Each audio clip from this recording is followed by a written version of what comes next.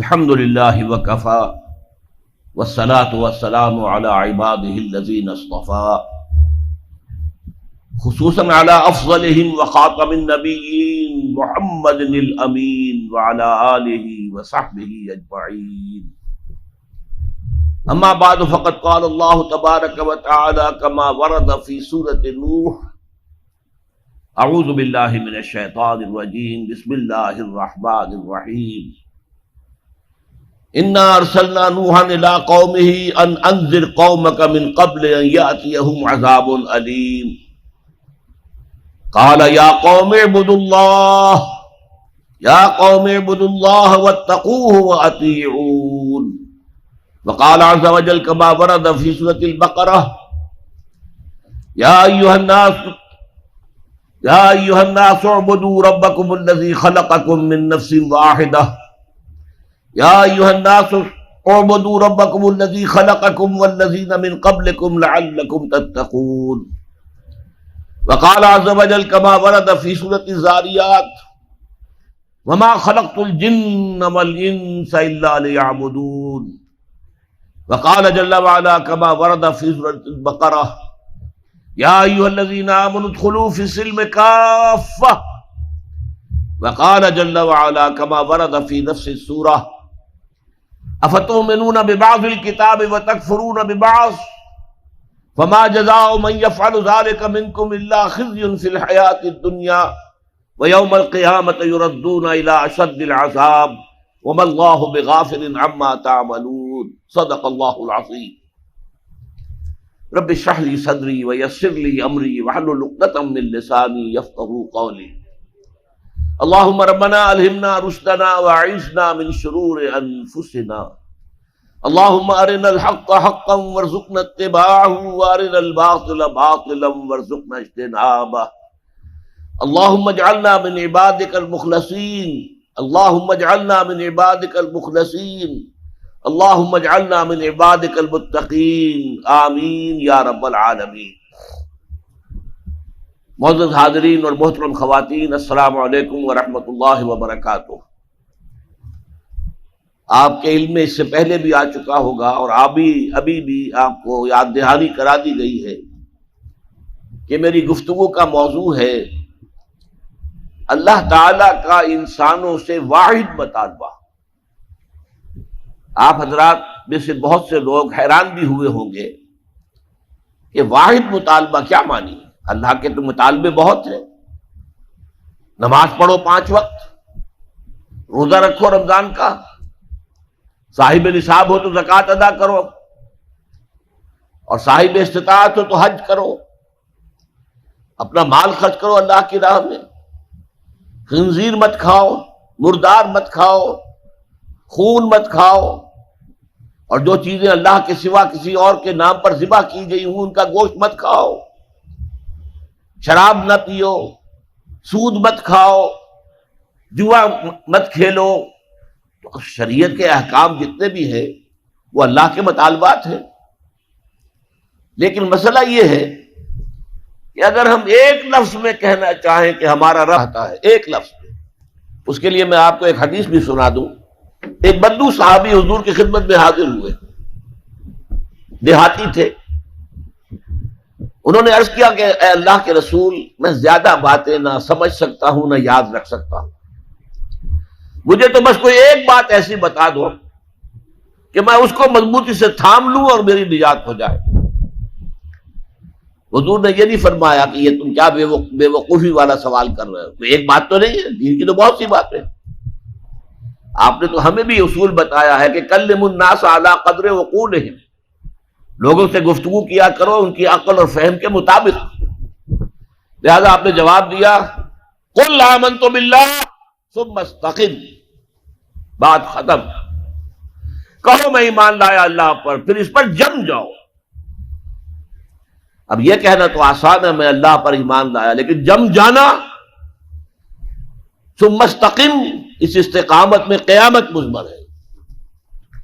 اسی طرح ایک لفظ میں اگر آپ اللہ تعالیٰ کے تمام احکام کو جمع کرنا چاہیں تو وہ لفظ عبادت ہے۔ ابھی میں نے سب سے پہلے آپ کو سورہ نوح کی ابتدائی آیت سنائی۔ اللہ فرماتا ہے انا ارسلنا نوحا الی قومہ، ہم نے بھیجا تھا نوح کو اس کی قوم کی طرف، ان انذر قومک من قبل ان یاتیہم عذاب علیم، کہ اپنی قوم کو خبردار کر دو اس سے پہلے کہ دردناک عذاب آ جائے۔ اس حکم پر عمل کرتے ہوئے حضرت نوح نے کیا کہا؟ یا قوم اعبدوا اللہ واتقوہ واطیعون، اے میری قوم کے لوگوں اللہ کی عبادت کرو، اس کا تقوی اختیار کرو اور میری اطاعت کرو۔ تو آپ نے دیکھا ہوگا کہ مکی صورتوں میں، سورہ اعراف میں، سورہ یونس میں، سورہ شعراء میں بار بار اولو العزم رسول جو ہیں اللہ کے، حضرت نوح علیہ السلام، حضرت ہود علیہ السلام، حضرت صالح علیہ السلام، حضرت لوط علیہ السلام، حضرت شعیب علیہ السلام، حضرت ابراہیم علیہ السلام، حضرت موسیٰ علیہ السلام، حضرت عیسیٰ علیہ السلام، ان سب کی دعوت ایک ہے، یا قوم اعبدوا اللہ ما لکم من الہ غیرہ، اے میری قوم کے لوگوں اللہ کی عبادت کرو، اس کے سوا تمہارا کوئی معبود نہیں ہے۔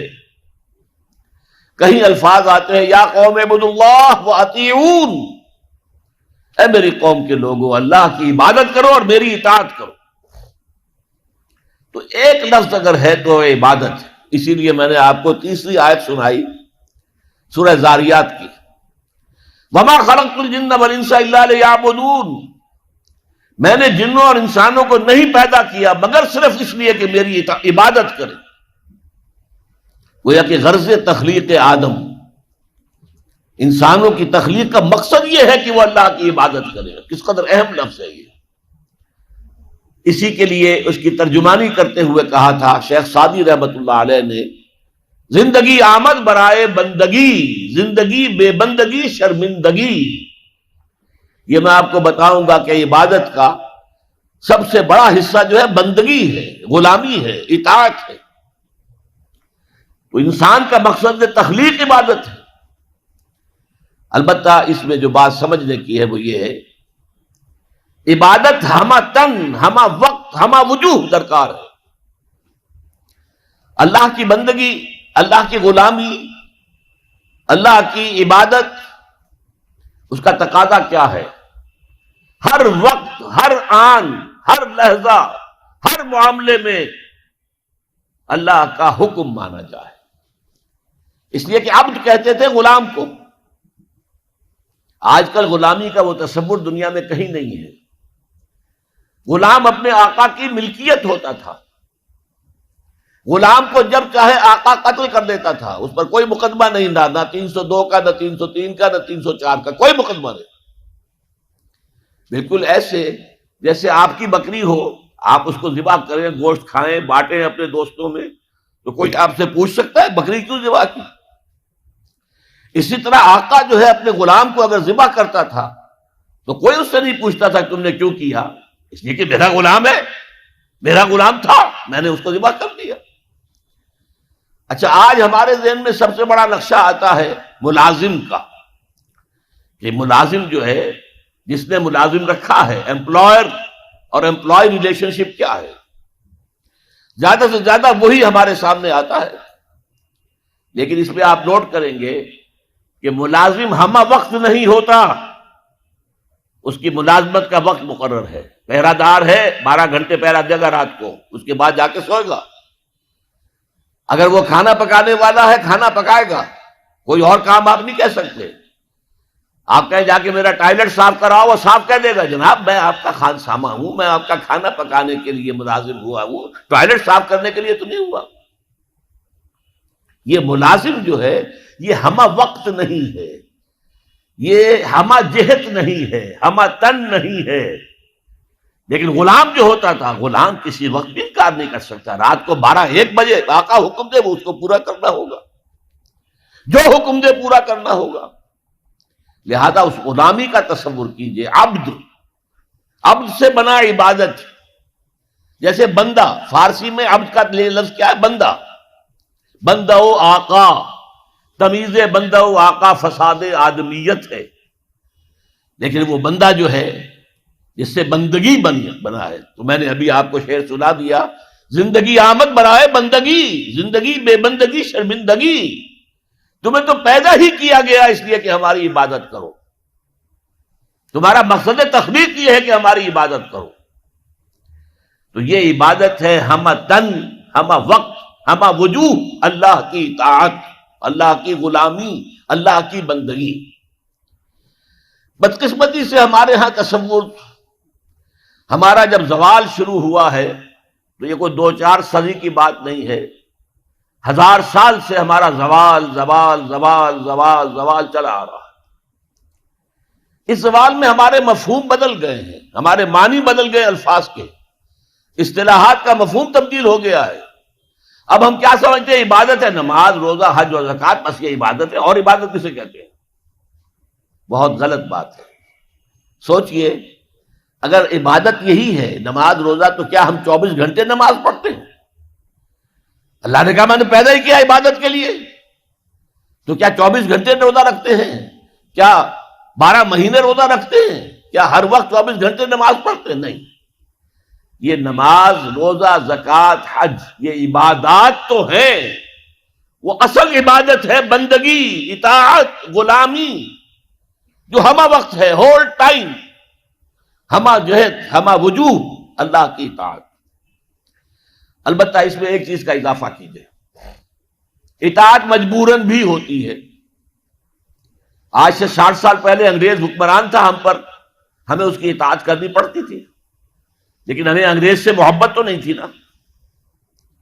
اسی طرح بنی اسرائیل غلام تھے آل فرعون کے، حکم تو مانتے تھے، بیگار میں پکڑے جاتے تھے، کام کرتے تھے، جانے بھی دیتے تھے، لیکن وہ فرعون سے محبت تو نہیں کرتے تھے نا۔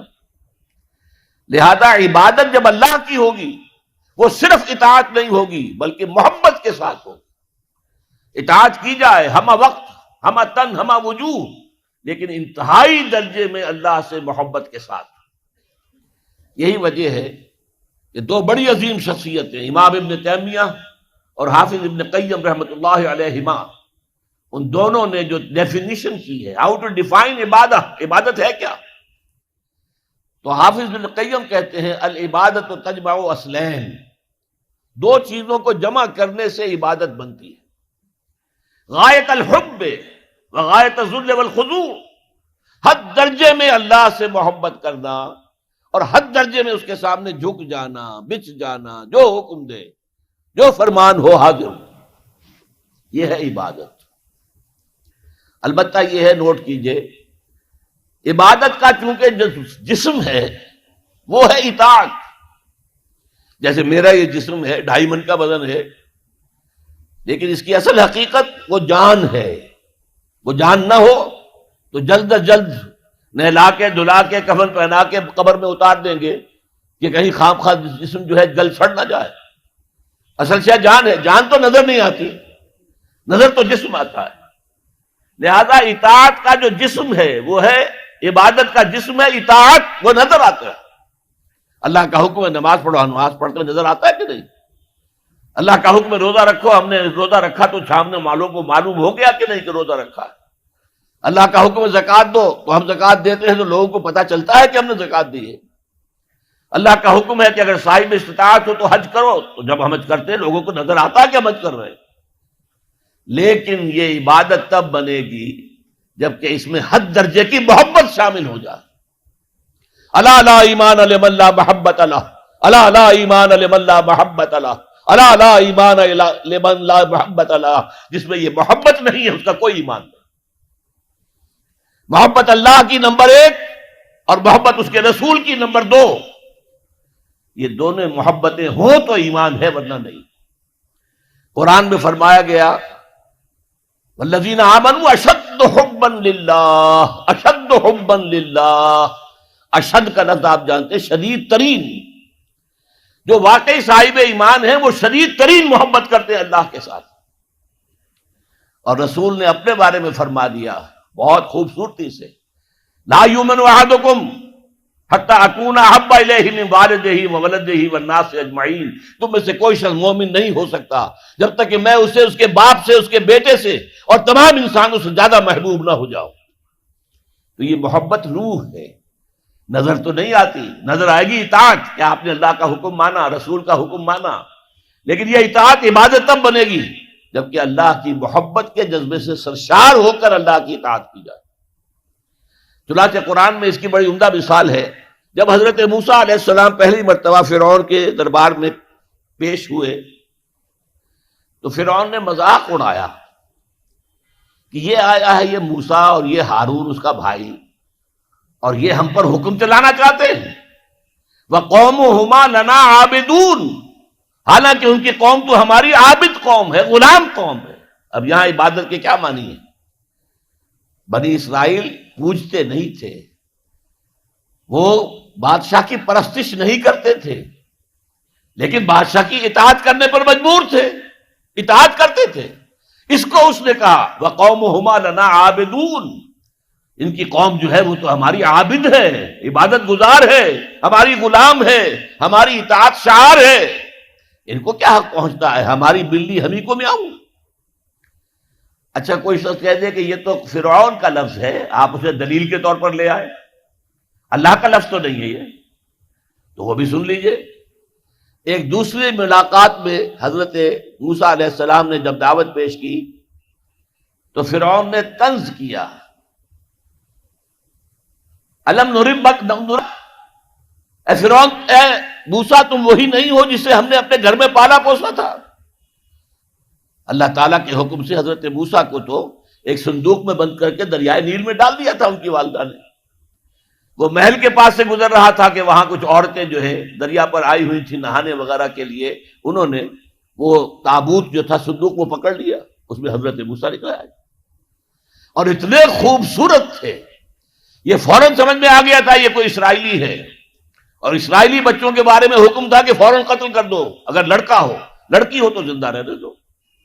لیکن یہاں حضرت آسیہ تھی، فرعون کی ایک بیوی جو مسلمان تھی، بنی اسرائیل میں سے تھی، انہوں نے کہا فرعون سے لا تقتلوہ، مت قتل کرو، قرۃ عین لی ولک، دیکھو ہمارے ہاں اولاد نہیں ہے، یہ تو میرے اور تمہارے لیے آنکھوں کی ٹھنڈک بن جائے گا، دیکھو کتنا خوبصورت بچہ ہے، لہذا ان کو قتل نہیں کیا گیا۔ اللہ تعالیٰ نے ایک جگہ سورہ طٰہٰ میں احسان گنایا ہے حضرت موسیٰ پر، وَأَلْقَيْتُ عَلَيْكَ مَحَبَّةً مِّنِّي، میں نے اے موسیٰ تم پر اپنی محبت کا پرتو ڈال دیا تھا، ایسی محبت خدا بندی، ایسا ان کا جذبہ ابھرا لوگوں کے اندر کہ حضرت موسیٰ کو غضب نہیں پہنچایا گیا، محل میں پلے ہیں۔ تو اس کے بعد فرعون کی اس وقت تک اولاد نہیں تھی، بعد میں اولاد ہو گئی، لیکن وہ جو بعد میں اولاد ہونے والا جو ہے، پیدا ہونے والا شہزادہ، وہ حضرت موسیٰ کو اپنا بڑا بھائی سمجھتا تھا۔ تو حضرت موسیٰ کو جب تانا دیا الم نربک فینا ولیدا، اے موسیٰ تم وہی نہیں ہو جسے ہم نے بچپن میں پالا پوسا تھا، ہمارے ٹکڑوں پر پلے اور آج ہمارے منہ کو آ رہے ہو۔ اس کا جواب کیا دیا حضرت موسیٰ نے، وَتِلْكَ نِعْمَةٌ تَمُنُّهَا عَلَيَّ أَنْ عَبَّدْتَ بَنِي اسرائیل، بڑا احسان کیا تو نے کہ مجھے اپنے گھر میں پال دیا اور میری ساری قوم کو غلام بنا رکھا ہے۔ ان عبدت بنی اسرائیل، یہاں بھی لفظ عبادت آیا، تو لفظ عبادت کا پہلا اطلاق اطاعت پر ہے، البتہ اس کی روح جو ہے وہ محبت ہے، روح نظر نہیں آئے گی، جسم نظر آئے گا، لہذا عبادت کا جسم اطاعت، اللہ کی اطاعت ہمہ تن ہمہ وقت ہمہ وجوہ، اور اللہ کی اطاعت کا راستہ اللہ کے رسول کی اطاعت۔ بمصطفیٰ برساں خیش را کے دی ہمہ اوست، اگر بہو نہ رسیدی تمام بول حبیست، اپنے آپ کو مصطفیٰ صلی اللہ علیہ وسلم کے قدموں میں پہنچا دو، اگر وہاں تک نہیں جاؤ گے تو یہ سب بولہبی ہے، پھر باقی ساری باتیں جو ہے اس کا اسلام سے کوئی تعلق نہیں۔ اور حضور کی حدیث میں آپ کو سنا چکا، لا یؤمن احدکم حتی اکون احب الیہ من والدہ وولدہ والناس اجمعین، تم میں سے کوئی شخص مومن ہو ہی نہیں سکتا جب تک کہ میں اسے تمام انسانوں سے، یہاں تک کہ اپنے باپ سے، اپنے اور سمجھیے کہ میں نے بھی مانا نماز بھی عبادت ہے، روزہ بھی عبادت ہے، یہ عبادات ہے، تو کیا تعلق ہے ان عبادات کا اس عبادت کے ساتھ جس کی تم بات کر رہے ہو؟ دیکھیے یہ کوئی تمبو کہیں لگا ہوا ہوتا ہے، شامیانہ ہے، تو چار اس کی طرف جو ہے وہ کھڑے ہوتے ہیں بانس، ان کے اوپر وہ شامیانہ تنا ہوا ہے۔ چار عبادتیں اللہ نے دی ہیں انسانوں کو، مسلمانوں کو، اہل ایمان کو، تاکہ بڑی عبادت کر سکیں۔ یہ بڑی عبادت ہمہ وقت، ہمہ تن، ہمہ وجوہ اللہ کی اطاعت کرنا آسان کام نہیں ہے۔ ہمارا نفس ہے جو برائی کی طرف ہمیں آمادہ کرتا ہے، شیطان لعین ہے، اس کی صلبی اور مانوی ذریت ہے، وہ ہمیں برائی کی طرف دھکیلتے ہیں۔ پھر مال کا لالچ ہے، وہ ہمیں بری طرف دھکیلتا ہے۔ ہمارے نفس کے تقاضے ہیں، چٹخارا چاہیے، عیش چاہیے، یہ ساری چیزیں جو ہیں ان کے ساتھ مقابلہ کریں گے تو اللہ کی بندگی کر سکیں گے، اللہ کی اطاعت کر سکیں گے، اللہ کی عبادت کر سکیں گے۔ لہذا چار عبادات دے دی، چار یہ بانس، چار ستون جن پر چھت کھڑی ہوئی ہے عبادت کی، عبادت۔ اور وہ ستون نمبر 1 کیا؟ نماز۔ کس لیے؟ تاکہ بھول نہ جاؤ کہیں۔ 5 دفعہ دن رات میں نکلو اپنے کاروبار سے، صبح نیند بڑی ٹھنڈی ہوتی ہے، بڑی ٹھنڈی ٹھنڈی ٹھنڈی ہوا، ساری رات ہفس رہا ہو تب بھی صبح ضرور کچھ نہ کچھ ہوا چلتی، مریض ساری رات تڑپتا رہا ہو لیکن صبح کے وقت آ کر اسے کچھ نہ کچھ سکون آتا ہے۔ تو فجر کی نماز کی اذان ہو گئی ہے، سن لی ہے، لیکن لیٹنے کو جی چاہ رہا ہے۔ اس کے خلاف جد و جہد کریں گے، اپنے نفس کے خلاف، تبھی تو اٹھیں گے نا۔ آؤ اٹھو، جاؤ مسجد میں، اللہ سے اپنا عہد جو ہے جو تم نے کیا ہوا ہے بندگی کا عہد، جاؤ تازہ کرو اسے۔ 4 رکعتوں میں 4 دفعہ کہو ایاک نعبد و ایاک نستعین، اے اللہ ہم تیری ہی بندگی کرتے ہیں، تجھ ہی سے مدد مانگتے ہیں۔ پھر تم دھندا کرو گے، کاروبار کرو گے، دفتروں میں جاؤ گے، پھر ظہر کے وقت پھر آ جاؤ مسجد میں، پھر عہد تازہ کرو۔ پھر کوئی تھوڑا سا قیلولہ کر لیا، کوئی تھوڑا سا آرام کر لیا، کچھ کھانا کھایا، پھر گئے اپنی دکان پر، لیکن پہلے عصر کی نماز پڑھ لو، پہلے تم اپنا عہد جو ہے پھر تازہ کر لو، پھر غروب وقت، غروب سورج کے وقت پھر تازہ کرو، رات کو سونے سے پہلے پھر تازہ کرو۔ حفیظ جالندری کا بڑا عمدہ شعر ہے کہ سرکشی نے کر دیے دھندلے نقوش بندگی، آؤ سجدے میں گرے لوح جبیں تازہ کریں۔ یہ ہماری یہ سلیٹ ہے، لوح تختی ہے، اس پر لکھا ہوا کہ ہم اللہ کے بندے ہیں، لیکن سرکشی جو اندر سے آ رہی ہے نفس کی، اس نے اس لوح کے اوپر جو لکھا ہوا ہے ہم اللہ کے بندے ہیں اسے دھندلا کر دیا ہے۔ آؤ سجدے میں گریں، زمین پر اپنی اس پیشانی کو رگڑیں تاکہ وہ جو نقش ہے بندگی کا وہ تازہ ہو جائے۔ سرکشی نے کر دیے دھندلے نقوش بندگی، آؤ سجدے میں۔ اچھا، ایک میں نے کہا نفس ہے، نفس امارہ ہے، اس کو چٹخارے چاہیے، اس کا مقابلہ کرنے کے لیے روزہ دیا۔ دیکھو روزے میں تم صبح سے شام تک حلال چیز بھی نہیں کھاؤ گے، پانی بھی نہیں پیو گے۔ اب تو رمضان جو آتا رہا ہے، اب سردیوں میں پتہ ہی نہیں چلتا روزہ کیا ہوتا ہے کیا نہیں ہوتا، لیکن اب آ رہا ہے رفتہ رفتہ، بہرحال وہ تو آتا ہے، ہر 30-33 برس کے بعد لازماً وہ سائیکل مکمل ہو جاتا ہے۔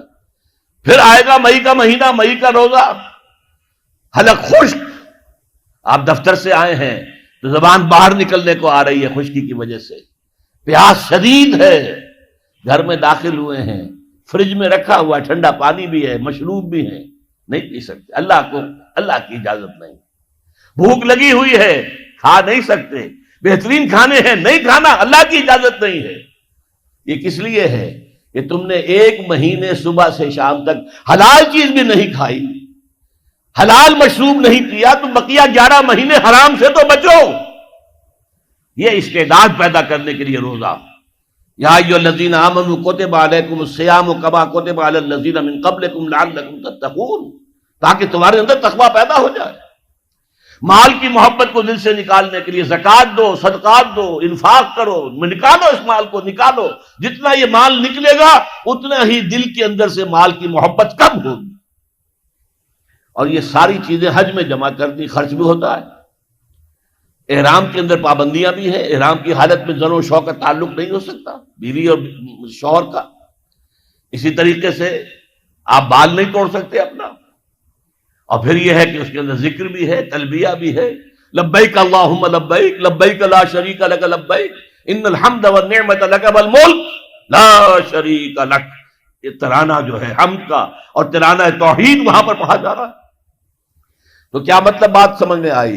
یہ 4 عبادات اس لیے دی ہے کہ وہ بڑی عبادت ہم کر سکے، کہ ہم سے کہیں اللہ کے کسی حکم کے خلاف کوئی حرکت سرزد نہ ہو جائے.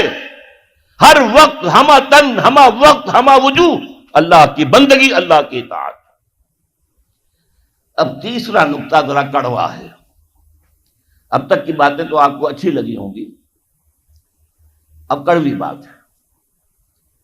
یہ اطاعت اللہ کو مطلوب ہے، کلی اطاعت. جسے آپ کہتے ہیں نا پیکج ڈیل، بھائی یہ معاملہ اس طرح نہیں ہوگا، یہ پیکج ہے، ٹیک اٹ اور لیو اٹ. اللہ کہتا ہے یا میری اطاعت کرو تو ہمہ تن کرو، ہمہ وقت کرو. یہ نہیں کہ کچھ میری اطاعت کر لی، کچھ نفس کی اطاعت کر لی، کچھ کسی اور کی اپنی برادری کے رواج کی اطاعت کر لی. نہیں، یہ 20%، 30%، 33%، 50%، یہ اطاعت مجھے قبول نہیں ہے. میرے ہاں تو قبول ہوگی ہمہ تن ہمہ وقت ہمہ وجوہ کامل اطاعت.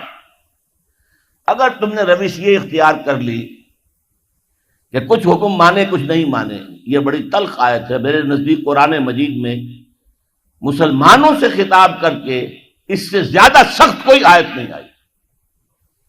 افتؤمنون ببعض الکتاب وتکفرون ببعض، کیا تم ہماری کتاب شریعت کے بعض حصے کو مانتے اور بعض کو نہیں مانتے؟ نماز کا حکم کس نے دیا؟ میں نے. نماز تم پڑھتے ہو. سود کی حرمت کا حکم کس کا ہے؟ میرا ہے، اور اسے تم چھوڑنے کو تیار نہیں ہو.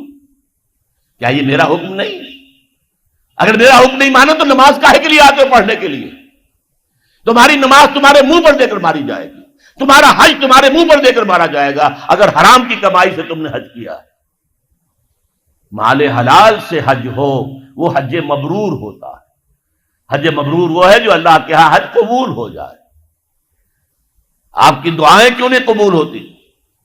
یاد کیجئے 1971 بہت سے لوگوں کو یاد ہوگا جب مشرقی پاکستان میں جنگ ہو رہی تھی تو کتنی دعائیں قنوت نازلہ مسجدوں میں پڑھی گئی ہیں. اے اللہ مدد کر، اے اللہ ان کافروں کو تہس نہس کر دے، اللہم شتت شملہم، اللہم مزق جمعہم، اللہم دبر دیارہم. لیکن اللہ نے ایک نہیں سنی نہیں سنی. تمہارا منہ ہی نہیں ہے مجھ سے بات کرنے کا. تم نے میرا دین قائم کیا ہے، تم میرے احکام پر چلتے ہو.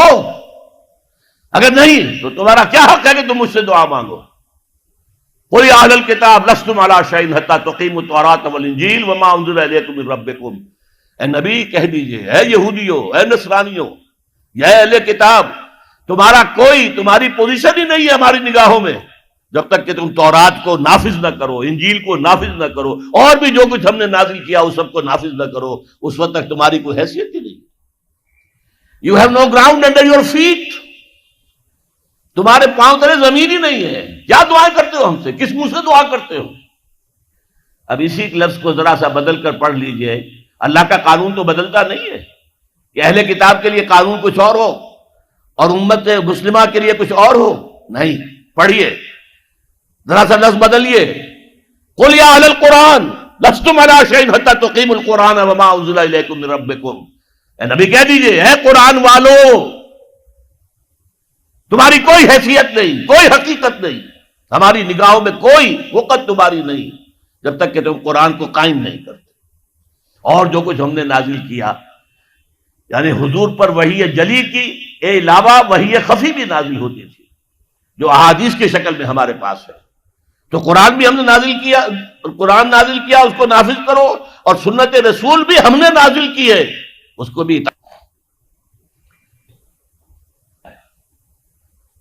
افتؤمنون ببعض الکتاب وتکفرون ببعض، کیا تم ہماری شریعت اور کتاب کے ایک حصے کو مانتے اور ایک کو نہیں مانتے؟ ایک حکم سر آنکھوں پر، ایک حکم پاؤں تلے رون دیتے ہو. فما جزاء من يفعل ذلك منکم، تو کوئی سزا نہیں ہے ان کی جو یہ حرکت کریں گے تم میں سے. الا خزی فی الحیات الدنیا، سوائے اس کے کہ دنیا کی زندگی میں ذلیل و خوار کر دیے جاؤ، وَيَوْمَ الْقِيَامَةِ يُرَدُّونَ إِلَىٰ أَشَدِّ الْعَذَابِ، اور قیامت کے دن شدید ترین عذاب میں جھونک دیے جاؤ، وَمَا اللَّهُ بِغَافِلٍ عَمَّا تَعْمَلُونَ، جو کچھ تم کر رہے ہو اس کی حقیقت سے اللہ ناواقف نہیں ہے، بے خبر نہیں ہے۔ تم آئے ہو حج کرنے، داڑھی لمبی ہے تمہاری، اللہ کو معلوم ہے حرام کی کمائی سے حج کرنے آئے ہو، حرام کی کمائی سے عمرہ کرنے آئے ہو۔ تم نے مسجد تو بڑی شاندار بنوا دی، تمہارا کاروبار تو حرام کا ہے، سٹے اور جوئے کے اوپر کاروبار کر رہے ہو، بینک سے سودی قرضہ لے کر کاروبار کر رہے ہو، تو مسجد بنانے کا کیا تمہیں ثواب ملے گا؟ اللہ تعالیٰ کو تو نفقات جو ہیں، صدقات و نفقات صرف وہ قبول ہیں جو پاک اور حلال کمائی سے ہو، حرام کی کمائی سے تم نے کچھ بھی لٹا دیا ہو اللہ کو۔ اب اس میں دو سزائیں بیان کی گئی، فما جزاء من یفعل ذلک منکم الا خزی فی الحیات الدنیا، تم میں سے جو کوئی بھی یہ حرکت کرے گا کہ دین کے ایک حصے پر عمل ایک پر نہیں، اس کی سزا اس کے سوا کچھ نہیں ہے کہ دنیا کی زندگی میں ذلیل و خوار کر دیے جائے۔ یہ تو نقد ہے جو دنیا میں ملتا ہے، اور آخرت میں جو سزا ملے گی وہ یوم القیامت یردون الی اشد العذاب، اور قیامت کے دن شدید ترین عذاب میں جھونک دیے جاؤ۔ اب آپ دیکھیے پہلا عذاب تو ہماری نگاہوں کے سامنے ہے، ہمارے ماتھے پر لکھا ہوا ہے۔ آج ہم بعض لوگوں کے نزدیک 150 کروڑ انسان ہیں مسلمان، ہر چوتھا انسان مسلمان ہے، کم سے کم 125 کروڑ تو ہے ہی ہے، گویا کہ ہر پانچواں انسان مسلمان ہے۔ کتنا بڑا علاقہ ہمارے قدموں تلے ہے، جائیے ادھر انڈونیشیا کے دور درازوں سے چلیے، جو جزیرے ہیں ان سے، اور چلے جائیے موریتانیہ تک، سالڈ علاقہ ہے مسلمانوں کا۔ بیچ میں آپ سوچیں گے ہندوستان بھی تو آ گیا، وہ مسلمانوں کا نہیں۔ 20 کروڑ مسلمان ہیں ہندوستان کے اندر، آج بھی دنیا میں سب سے بڑی آبادی کسی ملک میں جو ہے وہ ہندوستان میں ہے مسلمانوں۔ اللہ تعالیٰ نے ہر طرح کی نعمت دی ہے، ہر طرح کی معدنیات ہمارے پاس، ہر طرح کی نباتات، سب سے بڑھ کر آج کی دنیا کی قیمتی ترین شے تیل کا سب سے بڑا ذخیرہ یا ذخیرے مسلمانوں کے قدموں تلے۔ اس سب کے باوجود کیا مسلمانوں کی عزت ہے کوئی دنیا میں؟ کوئی حیثیت ہے؟ بین الاقوامی مسائل میں کوئی آپ سے مشورہ کرتا ہے؟ کشدمی پرسد کے بھیا کیسٹی تم ہو کون؟ تمہیں کون پوچھے گا؟ ہم تو G7 بیٹھیں گے، G8 آ جائیں گے، G13 آ جائیں گے، G15 ہوں گے، اور کوئی مسلمان ملک نہ G7 میں، نہ G15 میں، نہ 3 میں، نہ 13 میں، کہیں نہیں۔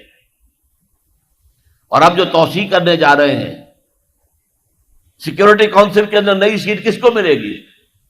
سعودی عرب نے حال ہی میں کہا یہ مسلمانوں کا حصہ ہے۔ کیسے حصہ ہے مسلمانوں کا؟ تمہاری عزت، تمہارا دھیلے کی عزت ہے دنیا میں کہیں؟ تم تو اپنے معاملات نہیں سنبھال سکتے، تم نے دنیا کا معاملہ کیا درست کرنا ہے؟ تم تو ہمارے ہاتھ بکے ہوئے ہو، پاکستان ہماری جیب میں پڑا ہوا ہے، سعودی عرب جو ہے وہ تو نامعلوم کب سے ہماری جیب میں ہے۔ تمہاری حیثیت کیا ہے؟ تم ہو کون؟ وہ ملے گی سیٹ اگر تو بھارت کو ملے گی، پاکستان کو ملنے کا کوئی سوال نہیں۔ تو یہ عزت کیوں آ گئی؟ کیوں نہ رہی ہماری؟ یہ ذلت کیوں آ گئی؟ فرمایا خزی فی الحیات الدنیا، دنیا کی زندگی میں رسوائی، بے عزتی۔ ایک تو سزا یہ ہے جو آج ہم پر ہے۔ آج دیکھیے دنیا میں جہاں خون بہتا ہے مسلمان کا، 50 سال سے زیادہ ہو گئے ہیں کہ فلسطین میں مسلمانوں کا خون بہ رہا ہے۔ کتنے سال ہو چکے؟ 30 سال کے قریب ہونے کو آئے کہ کشمیر میں خون بہ رہا ہے۔ روزانہ آپ کے اخبار میں لکھا ہوتا ہے آج 8 اور شہید ہو گئے، آج 15 اور شہید ہو گئے، آج 10 اور شہید ہو گئے۔ یہ ٹی وی پر بھی آپ دیکھتے ہیں، مناظر بھی دیکھتے ہیں۔ اب پھر خون اگر گرا ہے بوسنیا میں تو مسلمان کا، کوسوو میں تو مسلمان کا، چچنیا میں تو مسلمان کا، صومالیہ میں گرا تو مسلمان کا، فلپائنز میں گر رہا ہے تو مسلمانوں کا، اب تھائی لینڈ میں بھی شروع ہو گیا تو مسلمانوں کا۔ جہاں دیکھو وہ جو کبھی کہا تھا کسی نے، ہو گیا مانند آب ارزاں مسلمان کا لہو، پانی کی طرح یہ سستا ہو گیا مسلمان کا لہو، ساری دنیا میں مسلمانوں کا خون بہ رہا ہے۔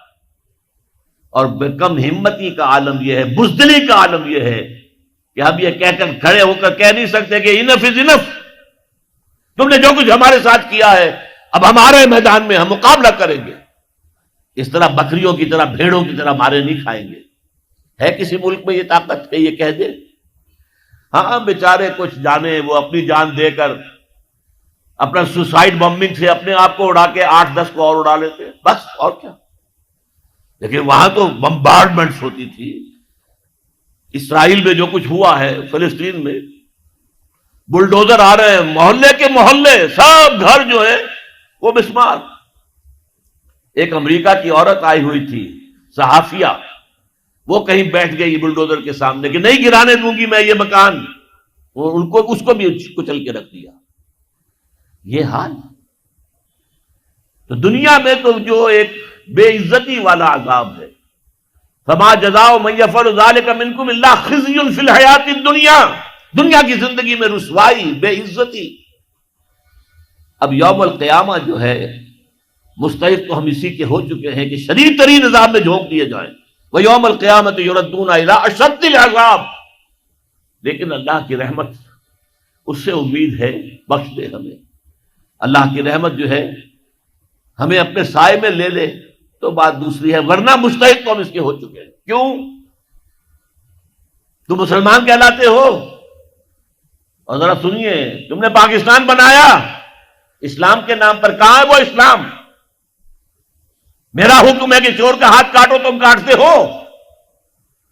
میرا حکم ہے کہ زانی اور زانیہ اگر غیر شادی شدہ 100 کوڑے برسر عام مارو، چاہے وہ عورت ہو، برسر عام کوڑے لگائے جائے، تم کرتے ہو؟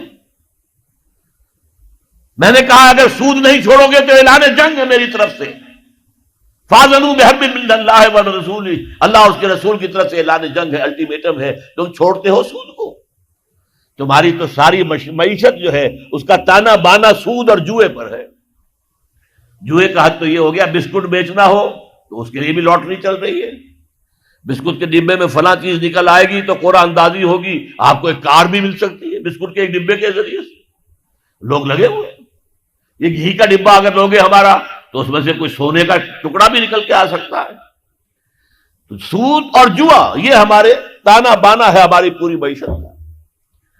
یہ جب ہوگا تو آخرت کا عذاب تو ہم مستحق تو ہو چکے ہیں، باقی اللہ تعالیٰ بخش دے، یہ بات دوسری ہے۔ اب ذرا آئیے عملی مسئلے کی طرف، کیا کریں؟ ہم ایسے ملک میں رہ رہے ہیں جس میں اللہ کا قانون نافذ نہیں ہے، جس کا مالی نظام سود اور جوئے پر ہے، ہم اس کو بدل نہیں سکتے۔ کیا کریں؟ کہاں جائیں؟ کس طرف جاؤں؟ کسے دیکھوں؟ کسے آواز دوں؟ اے ہجوم نامرادی، دل بہت گھبرائے ہے، کہاں جاؤں؟ دنیا میں 1 انچ نہیں ہے، کوئی ملک نہیں ہے جہاں اے اللہ تیرا دین قائم ہو، جائیں تو کہاں جائیں؟ اور اگر تھوڑی سی دیر کے لیے کچھ اسلام کے احکام نافذ ہو گئے تھے افغانستان میں، تو انہوں نے بھی تو آنے کی اجازت تو نہیں دی کہ آ جائیں باہر لوگ اور یہاں پر آباد ہو جائیں۔ زمین نہیں خرید سکتے، ہماری قوم کہے گی یہ ہماری زمینیں بیچ رہے ہیں۔ لہذا طالبان بھی اس کی ہمت نہیں کر سکے کہ وہ قوم کے جذبات کے خلاف باہر سے آنے والے مسلمانوں کو آباد کریں۔ مہاجرین تو وہ تھے، مدینے کے مہاجرین، مکے سے جو آئے تھے، مدینے والوں نے، انصار نے اپنے گھر تقسیم کر دیے، لو بھائی یہ میرا گھر ہے، اس کے اندر بیچ میں دیوار میں کھڑی کر دیتا ہوں، یہ میرا حصہ، یہ تمہارا حصہ۔ محمد نے صلی اللہ علیہ وسلم تمہیں میرا بھائی قرار دیا ہے، آؤ بھائی آؤ، تم میرے بھائی ہو، حضور نے بنایا ہے، دیکھو یہ دکان میری ہے، دیوار کھینچ دیتا ہوں، آدھی دکان میری آدھی تمہاری۔ یہاں تک کہ ایک انصاری صحابی اپنے مہاجر صحابی بھائی کو اپنے گھر لے گئے، پردہ ابھی تک تھا ہی نہیں، نہ آکام پردے کے آئے تھے، گھر میں لے گئے، 2 بیویاں تھیں، دیکھو بھائی یہ ان میں سے جو تمہیں پسند ہو میں اسے طلاق دے دوں گا، تم شادی کر لو۔ میں یہ گوارا نہیں کر سکتا کہ جسے محمد رسول اللہ صلی اللہ علیہ وسلم نے میرا بھائی قرار دیا ہے کہ میرے گھر میں تو 2 بیویاں ہوں اور اس کے گھر میں کوئی بیوی نہ ہو، اس کا گھر آباد نہ ہو. تو وہ معاملہ تو اور تھا. اب کہاں جائیں ہم؟ سعودی عرب تو گھسنے کا نام نہیں لینے دیتا.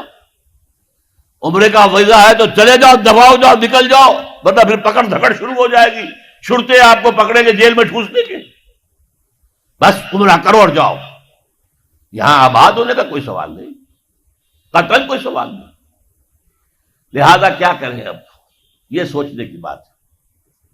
دیکھیے ہماری بندگی جزوی ہے، نمازیں ہم پڑھ رہے ہیں، روزے ہم رکھ رہے ہیں، مسجدیں عالی شان بنائی ہیں، مدرسے بھی بہت بڑے بڑے بن گئے ہیں، واقعتاً اس میں کوئی شک نہیں.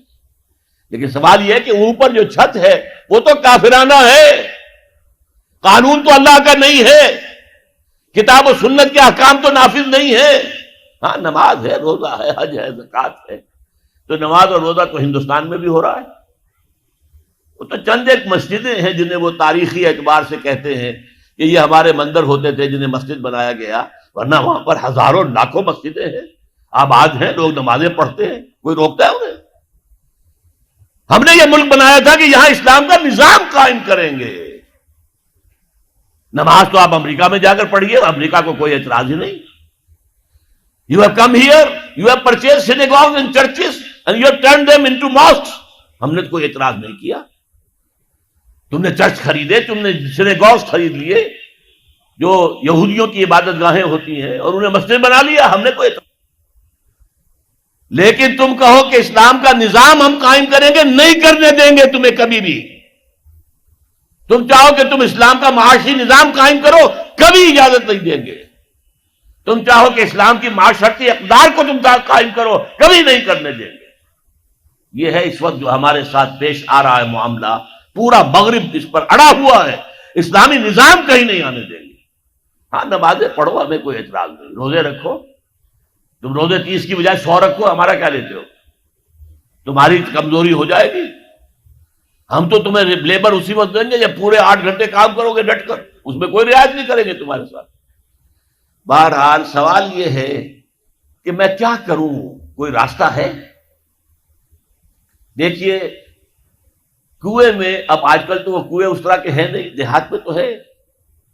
کنویں میں کتا گر گیا، بلی گر گئی، مردار ہے کنویں کے اندر، کنویں کا پانی حرام ہو گیا، نجس ہو گیا. لیکن آخر کو راستہ تو ہے نا بھائی. اتنا پہلے تو اس کتے کو یا اس بلی کی لاش کو نکال کے باہر پھینکو، اور پھر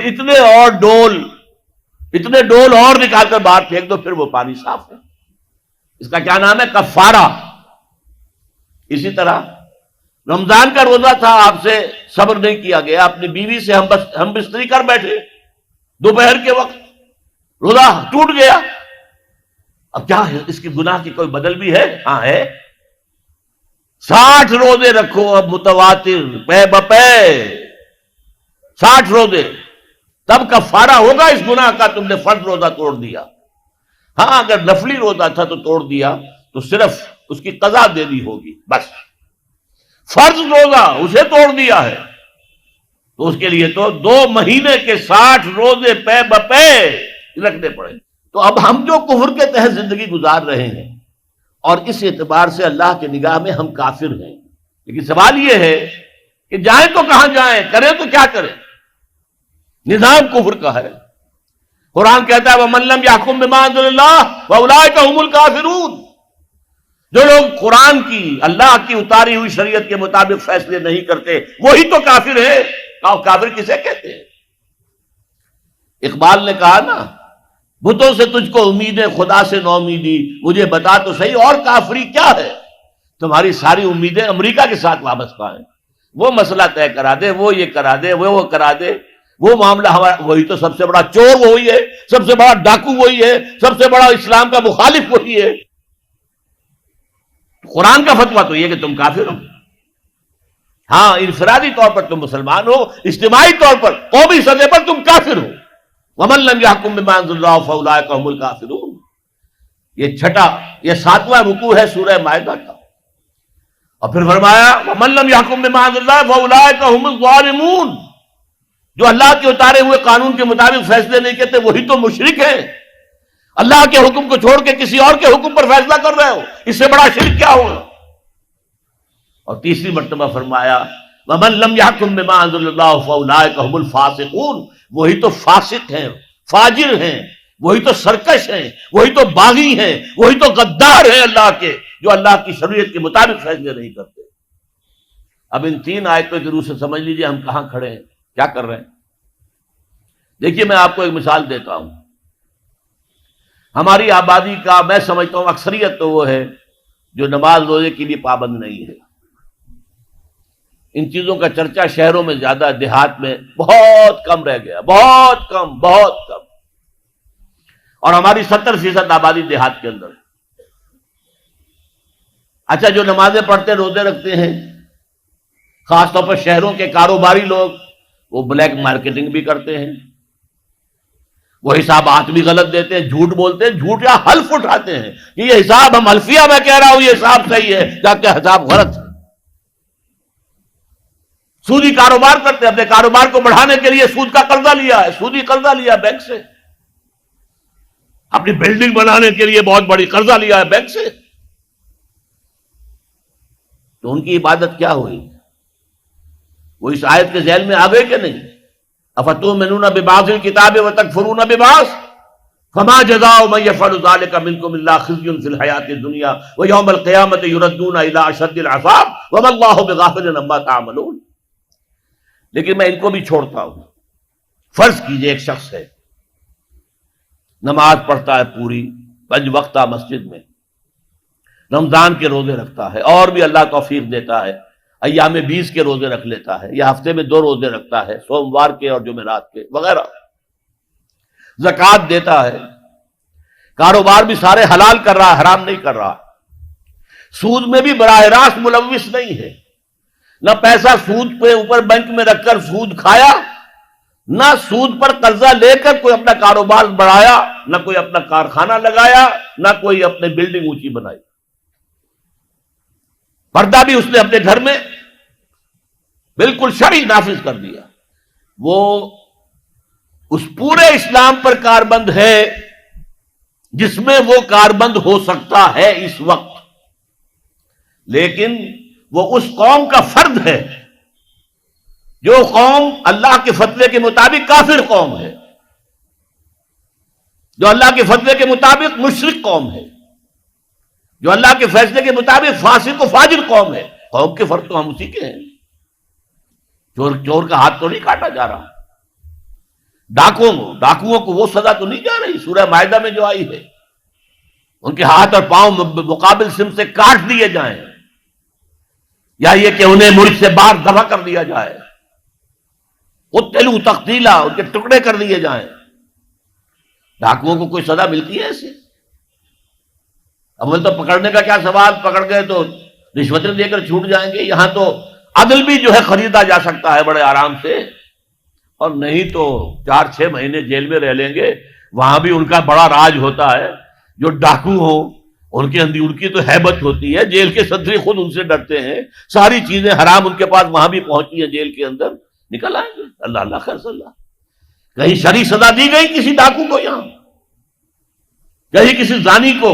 اب زانی ہے، فرض کیجئے واقعہ یہ ہے کہ کسی کا بھی جرم زنا ثابت کرنا بہت مشکل کام ہے کہ 4 گواہ موجود ہوں جنہوں نے آنکھوں سے دیکھا ہو۔ یہ جتنے رجم ہوئے حضور کے زمانے میں، وہ ہم لوگوں نے خود آ کر کہا ہے اللہ کے رسول ہم سے وہ خطا ہو گئی ہے جس کی سزا رجم ہے، ہمیں پاک کر دیجئے، ہمیں سنسار کر دیجئے۔ حضرت معاذ اسلمی نے اسی طریقے سے اپنے آپ کو پیش کیا، غامدیہ خاتون نے اسی طرح اپنے آپ کو پیش کیا، لیکن جرم ثابت کیسے کیا جائے کسی پر؟ وہ تو اقرار کر رہے ہیں تو ان کو سزا ہو گئے، رجم ہو گئے۔ لیکن سوال یہ ہے کہ کوئی عورت حاملہ ہو گئی ہے، اس کا تو ثابت ہو گیا نا کہ زنا کیا اس نے۔ اگر وہ شادی شدہ نہیں ہے تو پھر اس کا حمل جو ہے وہ تو سامنے آ گیا، کیا اس کو کہیں سنسار کیا گیا؟ یا فرض کیجیے بیوہ ہے، اب حمل ہو گیا اسے، کون سا حمل ہوا ہے، حلال کا یا حرام کا؟ اسے کوئی سزا دیتے ہو تم؟ ابھی تو یہ بڑی بحثیں چل رہی ہیں، حدود قوانین جو بنائے گئے تھے وہ بڑی جلدی میں بنائے گئے تھے، کچھ خلا اس میں رہ گئے ہیں، لیکن اصل میں جو لوگ شور مچا رہے ہیں وہ ہیں جو کہتے ہیں کہ یہ اسلامی سزائیں وحشیانہ ہیں۔ بے نظیر بھٹو کا کہنا ہے یہ وحشیانہ سزائیں ہیں، اللہ کی دی ہوئی سزائیں وحشیانہ ہیں، معاذ اللہ ثم معاذ اللہ۔ اب اس کا کیا علاج ہے؟ اس نظام باطل کو ذہناً تسلیم مت کرو، اس نظام باطل کی خدمت مت کرو، don't reconcile with it, don't serve it, don't support it. اس نظام کے تحت پھلنے پھولنے دولت مند بننے کی کوشش مت کرو، بلکہ اپنی زندگی کو سکیڑو، اپنی ضروریات کو کم کرو، اپنے آپ کو ذرا آزاد کرو، اپنا وقت جسے تبلیغی بھائی کہتے ہیں تفریق اوقات، وقت فارغ کرو تاکہ اس وقت کو تم لگا دو اس نظام کے خلاف جد و جہد میں۔ ایک ایسی جد و جہد، ایک ایسی کوشش کہ اس نظام باطل کو جڑ سے اکھیڑ کر پھینکنا ہے اور اس کی جگہ نظام حق، دین حق نافذ کرنا ہے۔ یہ جد و جہد اگر کرو گے، تن من دھن لگاؤ گے، تو یہ کفارہ ہو جائے گا کہ تم کافرانہ ملک میں رہ رہے تھے، جس کا نظام کافرانہ تھا۔ تم چاہے اپنے آپ کو مسلمان سمجھتے تھے، لیکن نظام کافرانہ تھا جس کے تحت تم زندگی گزار رہے تھے۔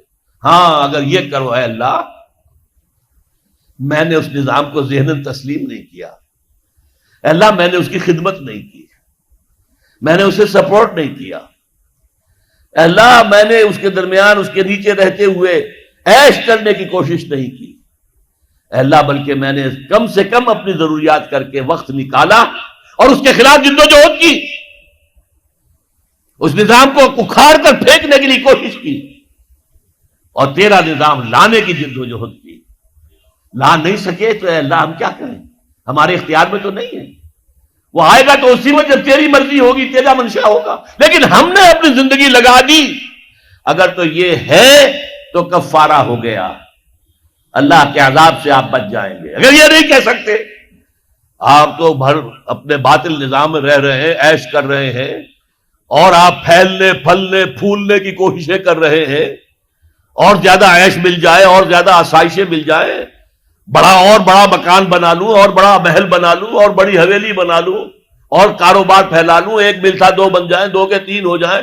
اگر اس چکر میں آپ رہے اس نظام باطل کے تحت، تو آپ اسی کے ایبیٹر ہیں، آپ اسی کے مؤید ہیں، آپ اس کے سپورٹر ہیں، اور آپ بھی اتنے ہی بڑے مجرم ہیں۔ یہ ہے وہ بات جو میں نے سمجھی ہے قرآن مجید کے مطالعے سے، حدیث نبوی کے مطالعے سے، سیرت نبوی کے مطالعے سے، کہ اگر ایک شخص باطل نظام کے تحت زندگی گزارنے پر مجبور ہے، مجبور کیوں ہے؟ مجبور اس لیے کہ کوئی اور جگہ ہے ہی نہیں ہے، اللہ اب چلے جاتے وہاں، ہم ہجرت کرتے، لیکن ہے ہی کوئی جگہ نہیں جہاں اسلام کا نظام قائم ہو، تو کہاں جاؤں؟ پھر وہی شعر سنا رہا ہوں، کس طرف جاؤں، کدھر دیکھوں، کسے آواز دوں، اے ہجوم نامرادی دل بہت گھبرائے ہے۔ کیا کرے، رہنا تو یہی ہے، لیکن رہو یہاں، لیکن یہاں رہو ریوولٹ کرتے ہوئے، بغاوت کر کے اس نظام کے خلاف، live under it under protest، خوش دلی کے ساتھ نہ رہو، مجبوراً رہو، جیسے کہ جیل میں رہا جاتا ہے، کوئی خوش دلی کے ساتھ جیل میں نہیں رہتا، لیکن رہو۔ اور حضور نے فرمایا الدنیا سجن المومن و جنت الکافر، یہ دنیا تو مومن کے حق میں جیل خانہ ہے اور باغ ہے کافروں کے لیے، جیل خانے میں جیسے رہتے ایسے رہو، تو تمہارے اس گناہ کا کفارہ ہو جائے گا۔ یہ ہے وہ جہاد، جد و جہد جو فرض عین ہے۔ قرآن مجید میں فرمایا ایک ہوتا ہے مسلمان، ایک ہوتا ہے مومن، دونوں میں بڑا فرق ہے۔ دیکھیے مسلمان تو ہم ہو گئے وراثت کے طور پر، ہمارے ماں باپ مسلمان تھے، ہم بھی مسلمان، تو مومن تو ایسے وراثت میں نہیں بنتا آدمی۔ قالت الاعراب آمنا قل لم تؤمنوا ولكن قولوا اسلمنا، سورہ حجرات کی آیت نمبر 14۔ اے نبی یہ بدو جو ہیں یہ دعویٰ کر رہے ہیں کہ ہم ایمان لے آئے، آپ ان سے کہہ دیجئے تم ایمان ہرگز نہیں لائے ہو، ولكن قولوا اسلمنا، یوں کہو کہ ہم اسلام لے آئے ہیں۔ وَلَمَّا يَدْخُلِ الْإِيمَانُ فِي قُلُوبِكُمْ، ابھی تک ایمان تمہارے دلوں میں داخل نہیں ہوا۔ اچھا اب اگر پوچھیں جی ہم تو چاہتے ہیں کہ ہمیں مومن مانا جائے، بتائیے اس کا کیا تقاضا ہے، کیا ڈیفینیشن ہے؟ فرما دیا گیا، اگلی آیت کیا ہے، 15 آیت، انما المؤمنون الذین آمنوا باللہ ورسولہ ثم لم یرتابوا۔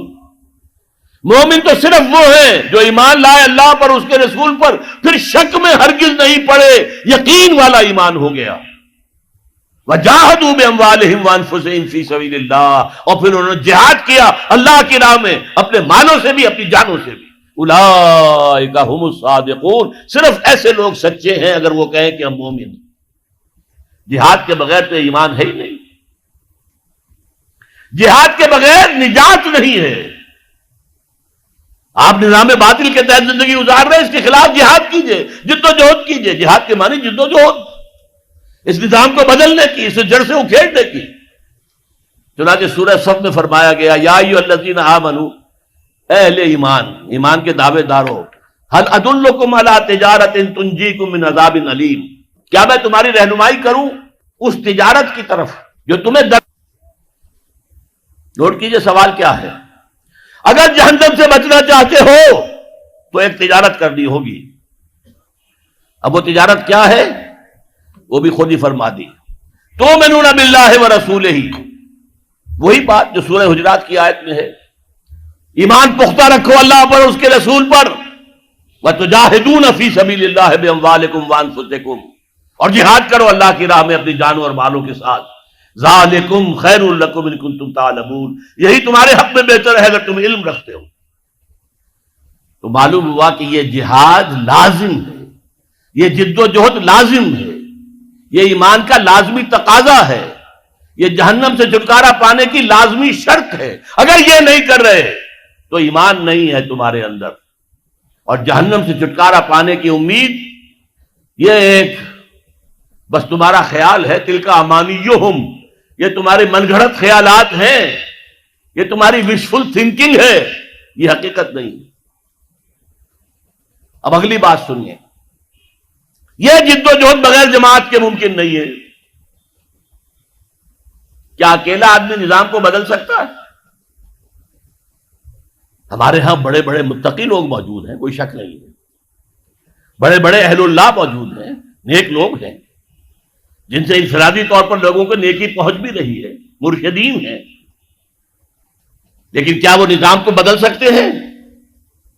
نہیں۔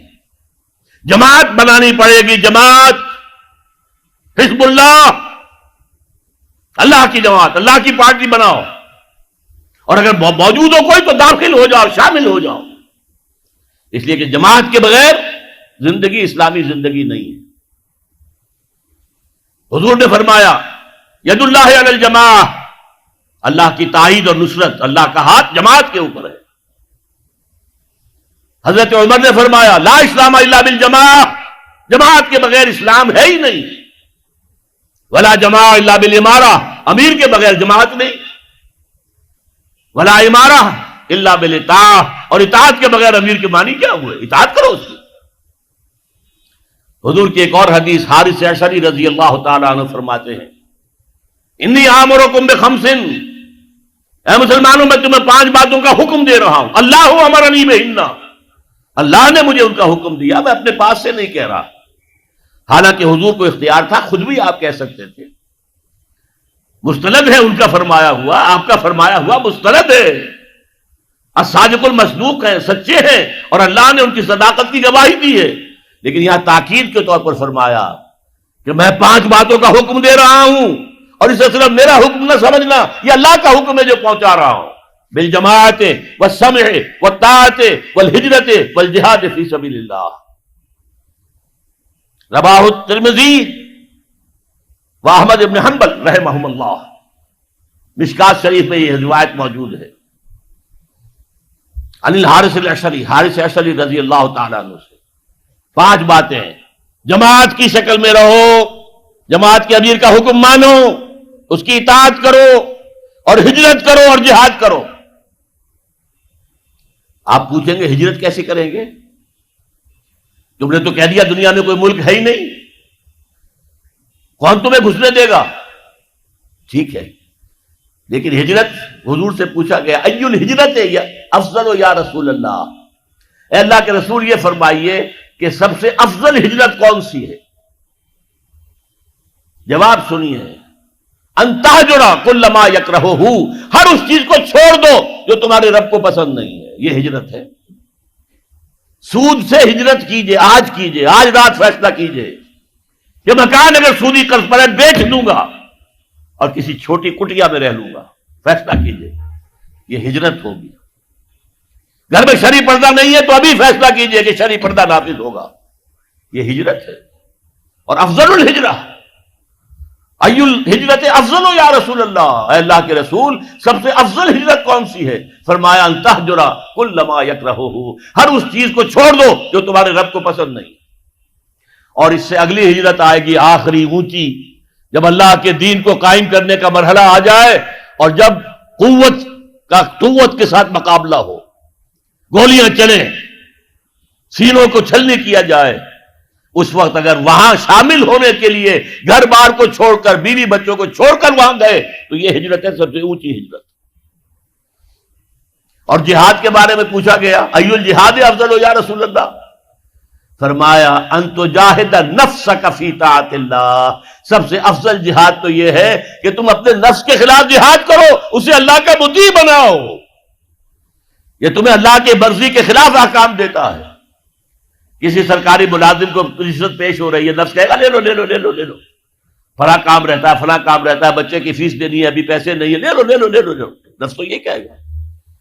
آپ نفس کے خلاف جہاد کریں، نہیں لوں گا میں، یہ ہے جہاد۔ اور سب سے اونچا جہاد کیا ہوگا؟ اللہ کے دین کو قائم کرنے کے لیے میدان جنگ میں آ جائیں، جان ہتھیلی پر رکھ کر، یہ سب سے اونچا جہاد ہے، اس کا نام ہے قتال فی سبیل اللہ۔ اس لیے سورہ صف کی 2 آیتیں میں نے آپ کو سنائی تھی، یا ایھا الذین آمنوا ھل ادلکم علی تجارۃ تنجیکم من عذاب علیم، جواب کیا ہے؟ خود ہی دیا اللہ نے، تؤمنون باللہ ورسولہ وتجاہدون فی سبیل اللہ باموالکم وانفسکم۔ اسی سورہ صف کی 4تھی آیت کیا ہے؟ ان اللہ یحب الذین یقاتلون فی سبیلہ صفا کانہم بنیان مرصوص، اللہ کو تو اپنے ان بندوں سے محبت ہے جو اس کی راہ میں صفیں باندھ کر، ایسی صفیں جن میں کوئی رخنہ پیدا نہ کیا جا سکے، جیسے کہ یوں سمجھیے کہ سیمنٹ کنکریٹ کی وال ہے، بنیان مرصوص ہے، سیسا پلائی ہوئی دیوار، کھڑے ہو کر اللہ کی راہ میں قتال کرو، جنگ کرو، وہ ہے محبوب ہمارا، وہ ہے پسندیدہ انسان ہمارا۔ اور اگر یہ نہیں کرتے، باطل چنگھاڑ رہا ہے، باطل چیلنج کر رہا ہے، امریکی تہذیب آ رہی ہے، بھاگتی آ رہی ہے، دوڑتی آ رہی ہے، اور ہم اپنے کاموں میں لگے رہے، بس زیادہ ہوا نماز پڑھ لی، روزہ رکھ لیا، کچھ کسی بزرگ کے بتائے ہوئے کوئی وظیفے کر لیے، کوئی ذکر کر لیا، اور سمجھا کہ بس ہمارا تو بیڑا پار ہے۔ نہیں، تقویٰ طاغوت کی غلامی میں، تقویٰ طاغوت کے خلاف جب تک جد و جہد نہیں، اس وقت تک آپ کا ایمان درست نہیں، آپ کی نماز قبول نہیں، آپ کا روزہ قبول نہیں، آپ کی دعائیں قبول نہیں۔ کتنی دعائیں کی تھی فجر کی نماز میں، دعا قنوت نازلہ، اللہم دمر دیارہم، اللہم مزق جمعہم، لیکن اللہ نے نہیں سنی، شکست ہوئی، کلنک کا ٹیکا لگا، 93,000 ہمارا قیدی بن کر اس ہندو کی غلامی میں گیا جس پر کہیں ہم نے 600 برس حکومت کی تھی، کہیں 800 برس، کہیں 1000 برس کی تھی۔ وہ کلنک کا ٹیکا آج تک ہمارے ماتھے سے دھلا نہیں ہے، جو عربوں کے ماتھے پر لگا تھا سن 67 میں، اس کو کم سے کم انہوں نے دھو دیا تھا سن 73 کی رمضان وار میں، بارلیو لائن کو کراس کر گئے۔ گولڈا مائر جو ہے خودکشی کرنے کی سوچ رہی تھی، وہ تو امریکہ نے آ کے بچایا ہے، تو انہوں نے تو کم سے کم سن 67 کی جنگ کا جو داغ تھا اسے دھو دیا، ہم سے تو وہ داغ ابھی تک دھلا نہیں۔ کتنی بڑی شکست، کتنی تعداد میں ہمارے پی او ڈبلیوز، اور ہمارے جرنیل نے نام تھا ٹائیگر، شیر، اور اس نے اپنا پستول پیش کیا ہے، جنرل اروڑا، اس کے ہاتھ میں دیا ہے، اطاعت قبول کی ہے، سلوٹ کیا ہے۔ انا للہ و انا الیہ راجعون۔ تو جان لیجئے کہ نمبر ایک، اگر آپ طاغوت کے تحت زندگی گزار رہے ہیں تو پہلا فرض اس کے خلاف جد و جہد کرنا ہے۔ اگر نہیں کرتے تو ایمان نہیں تو نجات نہیں۔ اللہ خیر صلی اللہ، میں تو چند باتیں جانتا ہوں۔ قلندر جز 2 حفظ لا الہ اور کچھ نہیں رکھتا، فقیہ شہر قارو ہے لغت ہائے حجازی کا، ہم تو لا الہ الا اللہ کا مفہوم یہ سمجھتے ہیں۔ اللہ خیر صلی اللہ، اور یہ کام بغیر جماعت کے ممکن نہیں، تو جماعت تلاش کیجیے۔ دیکھیے آپ یہ کہہ کر نہیں چھوٹ سکتے صاحب 10 جماعتیں 12 جماعتیں 15 جماعتیں، ہمیں کیا پتا کون سی جماعت ٹھیک ہے۔ آپ یہ کہہ کر اپنے آپ کو بری نہیں کر سکتے۔ دیکھیے آپ کو اپنے پاؤں کے لیے جوتی کی ضرورت ہے، آپ کہیں 10-12 دکانیں، پتہ نہیں کہاں ٹھیک جوتا ملتا ہے، میں تو جوتا لوں گا ہی نہیں، کیا ایسا کرتے ہیں؟ بھائی اٹس یور نیڈ، کیا آپ کی ضرورت ہے، جوتا پہننا ہے، جائیے دکانیں دیکھیے، قیمتیں کمپیئر کیجئے، مال دیکھیے۔ پچھلے زمانے میں تو دھوکہ یہ بھی ہوتا تھا کہ تلوے کے اندر جو ہے وہ گتا ڈالا ہوا ہے، اب تو خیر نئے قسم کے سولز آ گئے ہیں، سنتھیٹک سولز آ گئے ہیں، ان میں گتا نہیں ڈالا جا سکتا، ورنہ پہلے تو یہ ہوتا تھا تیسرے دن ٹوٹا، ختم ہو گیا جوتا۔ لیکن آپ جوتا لیتے تھے۔ اسی طرح جماعتیں تلاش کیجئے، دیکھیے، مطالعہ کیجئے، ان کو دیکھیے ان کا طریقہ کار کیا ہے، ان کے قریب جا کر سونگھیے کہ خلوص کی خوشبو آتی ہے کہ نہیں، کہیں یہ بھی کوئی دنیا کا دھندا تو نہیں ہے، کہیں یہ سیاسی اقتدار حاصل کرنے کے لیے دین کا نعرہ تو نہیں لگ رہا۔ یہ سب دیکھیے، تحقیق کیجئے، تفتیش کیجئے۔ لیکن اگر آپ کو کوئی جماعت مل جائے اور پھر آپ شامل نہ ہو تو نفی ہو جائے گی ایمان کی، لا اسلام الا بالجماعہ۔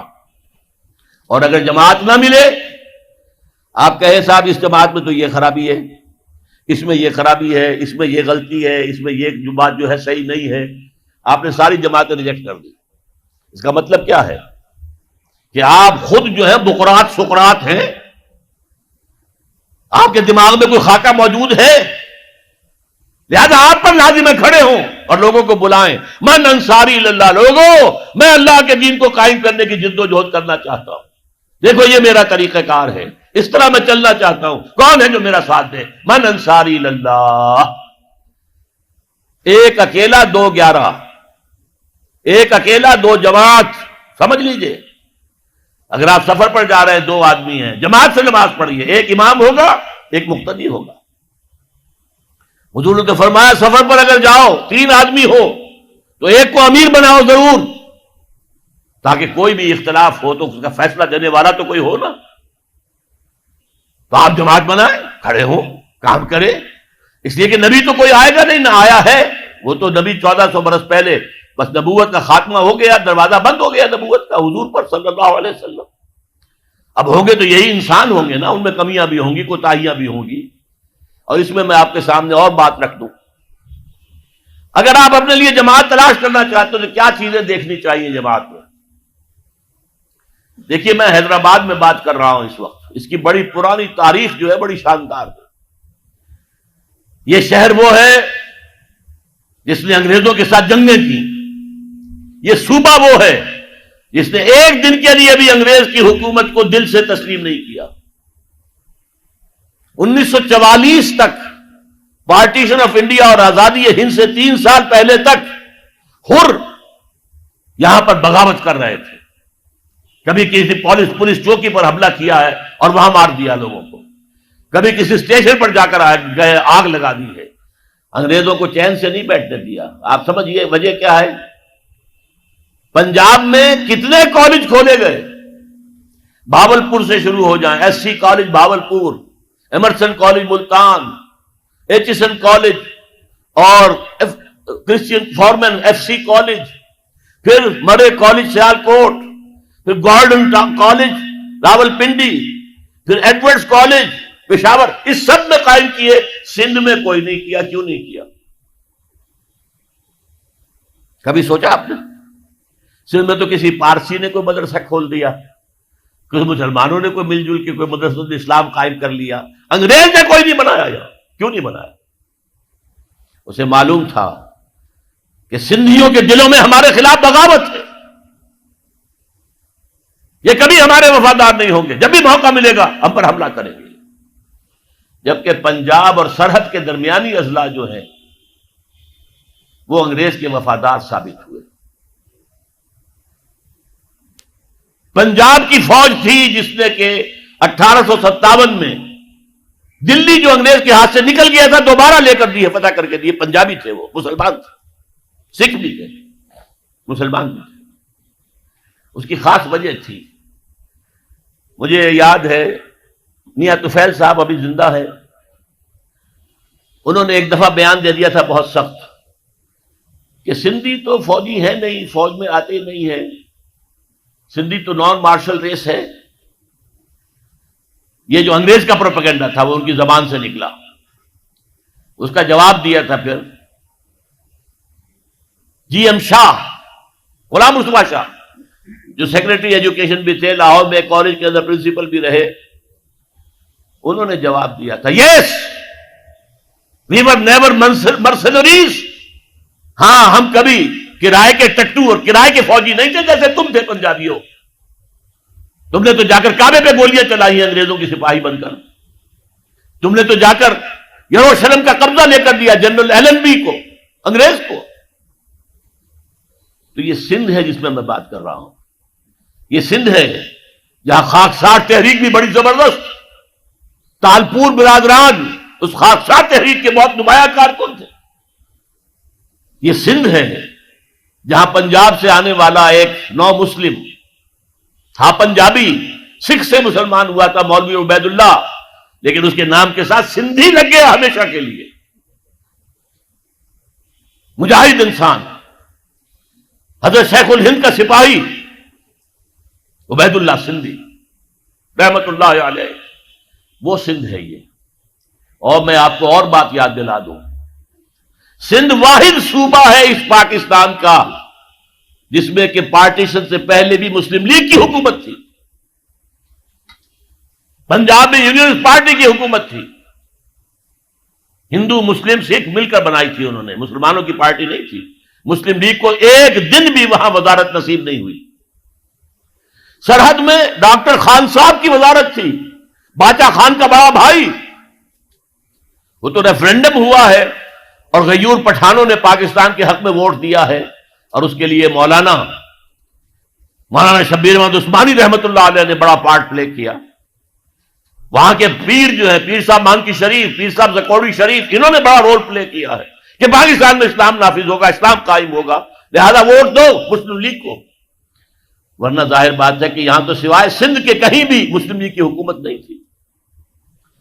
اور جی ایم سید صاحب اگرچہ وہ بعد میں جو کچھ اس ملک میں ہوا ہے اس سے بددل ہو گئے، ایک ریئیکشن ہوا ان پر. آخر ہوتا ہے، کیوں گردش بادام سے گھبرا نہ جائے دل، انسان ہوں پیالہ اور ساغر نہیں ہوں میں. ان پہ ایک رد عمل ہوا. ورنہ وہی تھے جنہوں نے 1943 میں کہا تھا اے مائنورٹی پروونسز کے مسلمانوں، ہمیں یہاں سکھ ہندوؤں نے دبایا ہوا ہے، ہماری زمینیں جو ہیں ان کے پاس گروی رکھی ہوئی ہیں، سارا کاروبار ان کے پاس ہے، خدا کے لیے ہمیں یہ فن نہیں آتا، آؤ تم یہاں. ابھی پارٹیشن کا کوئی سوال نہیں ہے، میں 43 کی بات کر رہا ہوں. آؤ سندھ کے اندر تاکہ یہاں پر تم تجارت کرو اور تاکہ ہندوؤں کے مقابلے میں آ سکے. یہ جی ایم سید کی اپیل تھی. آج اسی سندھ میں میں کہہ رہا ہوں اسلام قائم کرنے کی جد و جہد. اور سب سے بڑی بات یہی سندھ تو تھا نا. سب سے پہلے اسلام کب آیا تھا، کہاں آیا تھا؟ 712 اور 713 عیسوی، 92 یا 93 ہجری. محمد بن قاسم کہاں سے آئے تھے؟ باب الاسلام کون سی جگہ ہے؟ سندھ. تو اس کا سر نو باب الاسلام بننا چاہیے. تحریک خلافت یہاں سے اٹھنی چاہیے، یہاں کے لوگ کھڑے ہو. ہم نے انگریز سے بھی مقابلہ کیا اور آخری وقت تک کیا. ہم نے علامہ مشرقی کا بھی ساتھ دیا. ہم نے وہ ریشمی رومال کی تحریک بھی، اس کے اندر بھی بڑا حصہ سندھیوں کا تھا، جو حضرت شیخ الہند مولانا محمود حسن جو اسیر مالٹا رہے بعد میں، اس میں سندھ کا رول بہت بڑا تھا. آج پھر اس ملک کے اندر نظام خلافت کے قیام کے لیے میں سمجھتا ہوں کہ سندھ کو سب سے آگے ہونا چاہیے، سب سے بڑھ کر کام کرنا چاہیے۔ اس کے لیے اب میں آپ سے عرض کروں، خلافت قائم کرنا یہ ہمارا فرض، لیکن آج خلافت قائم ہوگی تو کیسے ہوگی؟ پہلے تو یہ مسئلہ ہوگا، اور کیسی ہوگی؟ کیا بعین ہی وہی خلافت ہوگی جو 1400 برس پہلے تھی؟ جبکہ 1400 سالوں میں بہت سا پانی وقت کے دریا کے پل کے نیچے سے گزر چکا ہے، حالات بہت بدل گئے ہیں، زمانے نے بہت ترقی کر لی ہے۔ کیا 1400 سال قبل کا نظام دوبارہ آ سکتا ہے؟ ہاں آ سکتا ہے، اصول وہاں سے لیں گے، تفصیلی ڈھانچہ اس دور کے مطابق بنائیں گے، اصول وہاں سے ہوں گے، فنڈامنٹلز وہاں سے ہوں گے۔ اس لیے ہم فنڈامنٹلسٹ ہیں۔ امریکہ کان کھول کر سن لے، ہمارا دعویٰ ہے کہ ہم فنڈامنٹلسٹ ہیں۔ ہم اسلام کے اصولوں کو چھوڑ کر کہاں جائیں؟ تفاصیل میں، فروعات میں ہمارے اختلاف ہو سکتے ہیں، لیکن فنڈامنٹل آف اسلام اس میں ہمارا اتفاق ہے۔ تاریخی واقعہ آپ کو بتا رہا ہوں، جب مولانا شبیر احمد عثمانی رحمۃ اللہ علیہ کی مدد سے اور تحریک شروع کی تھی اصل میں مولانا سید ابو الاعلیٰ مودودی نے کہ اسلام کے نام پر ملک لیا گیا، اس کا دستور اسلامی ہونا چاہیے، مطالبہ نظام اسلامی 1948 میں اپریل میں اس وقت گورنمنٹ کالج لاہور کا سیکنڈ ایئر کا طالب علم تھا۔ میں نے وہ تقریر خود ان کی زبان سے سنی، خالصہ ہائی اسکول کا میدان تھا، اس میں جلسہ تھا۔ اس وقت تک چونکہ مولانا مودودی سیاسی آدمی شمار نہیں ہوتے تھے، مذہبی آدمی تھے، دینی آدمی تھے، لہذا سب نے ان کا ساتھ دیا، مسلم لیگیوں نے ساتھ دیا، ڈاکٹر عمر حیات ملک، پھر مولانا شبیر احمد عثمانی رحمۃ اللہ علیہ، قرارداد مقاصد پاس ہو گئی، مان لیا ہمارا حاکم اللہ ہے، ان الحکم الا للہ، اللہ کے سوا کسی کے لیے حاکمیت نہیں ہے، یہ لکھا ہوا ہے آپ کے دستور میں۔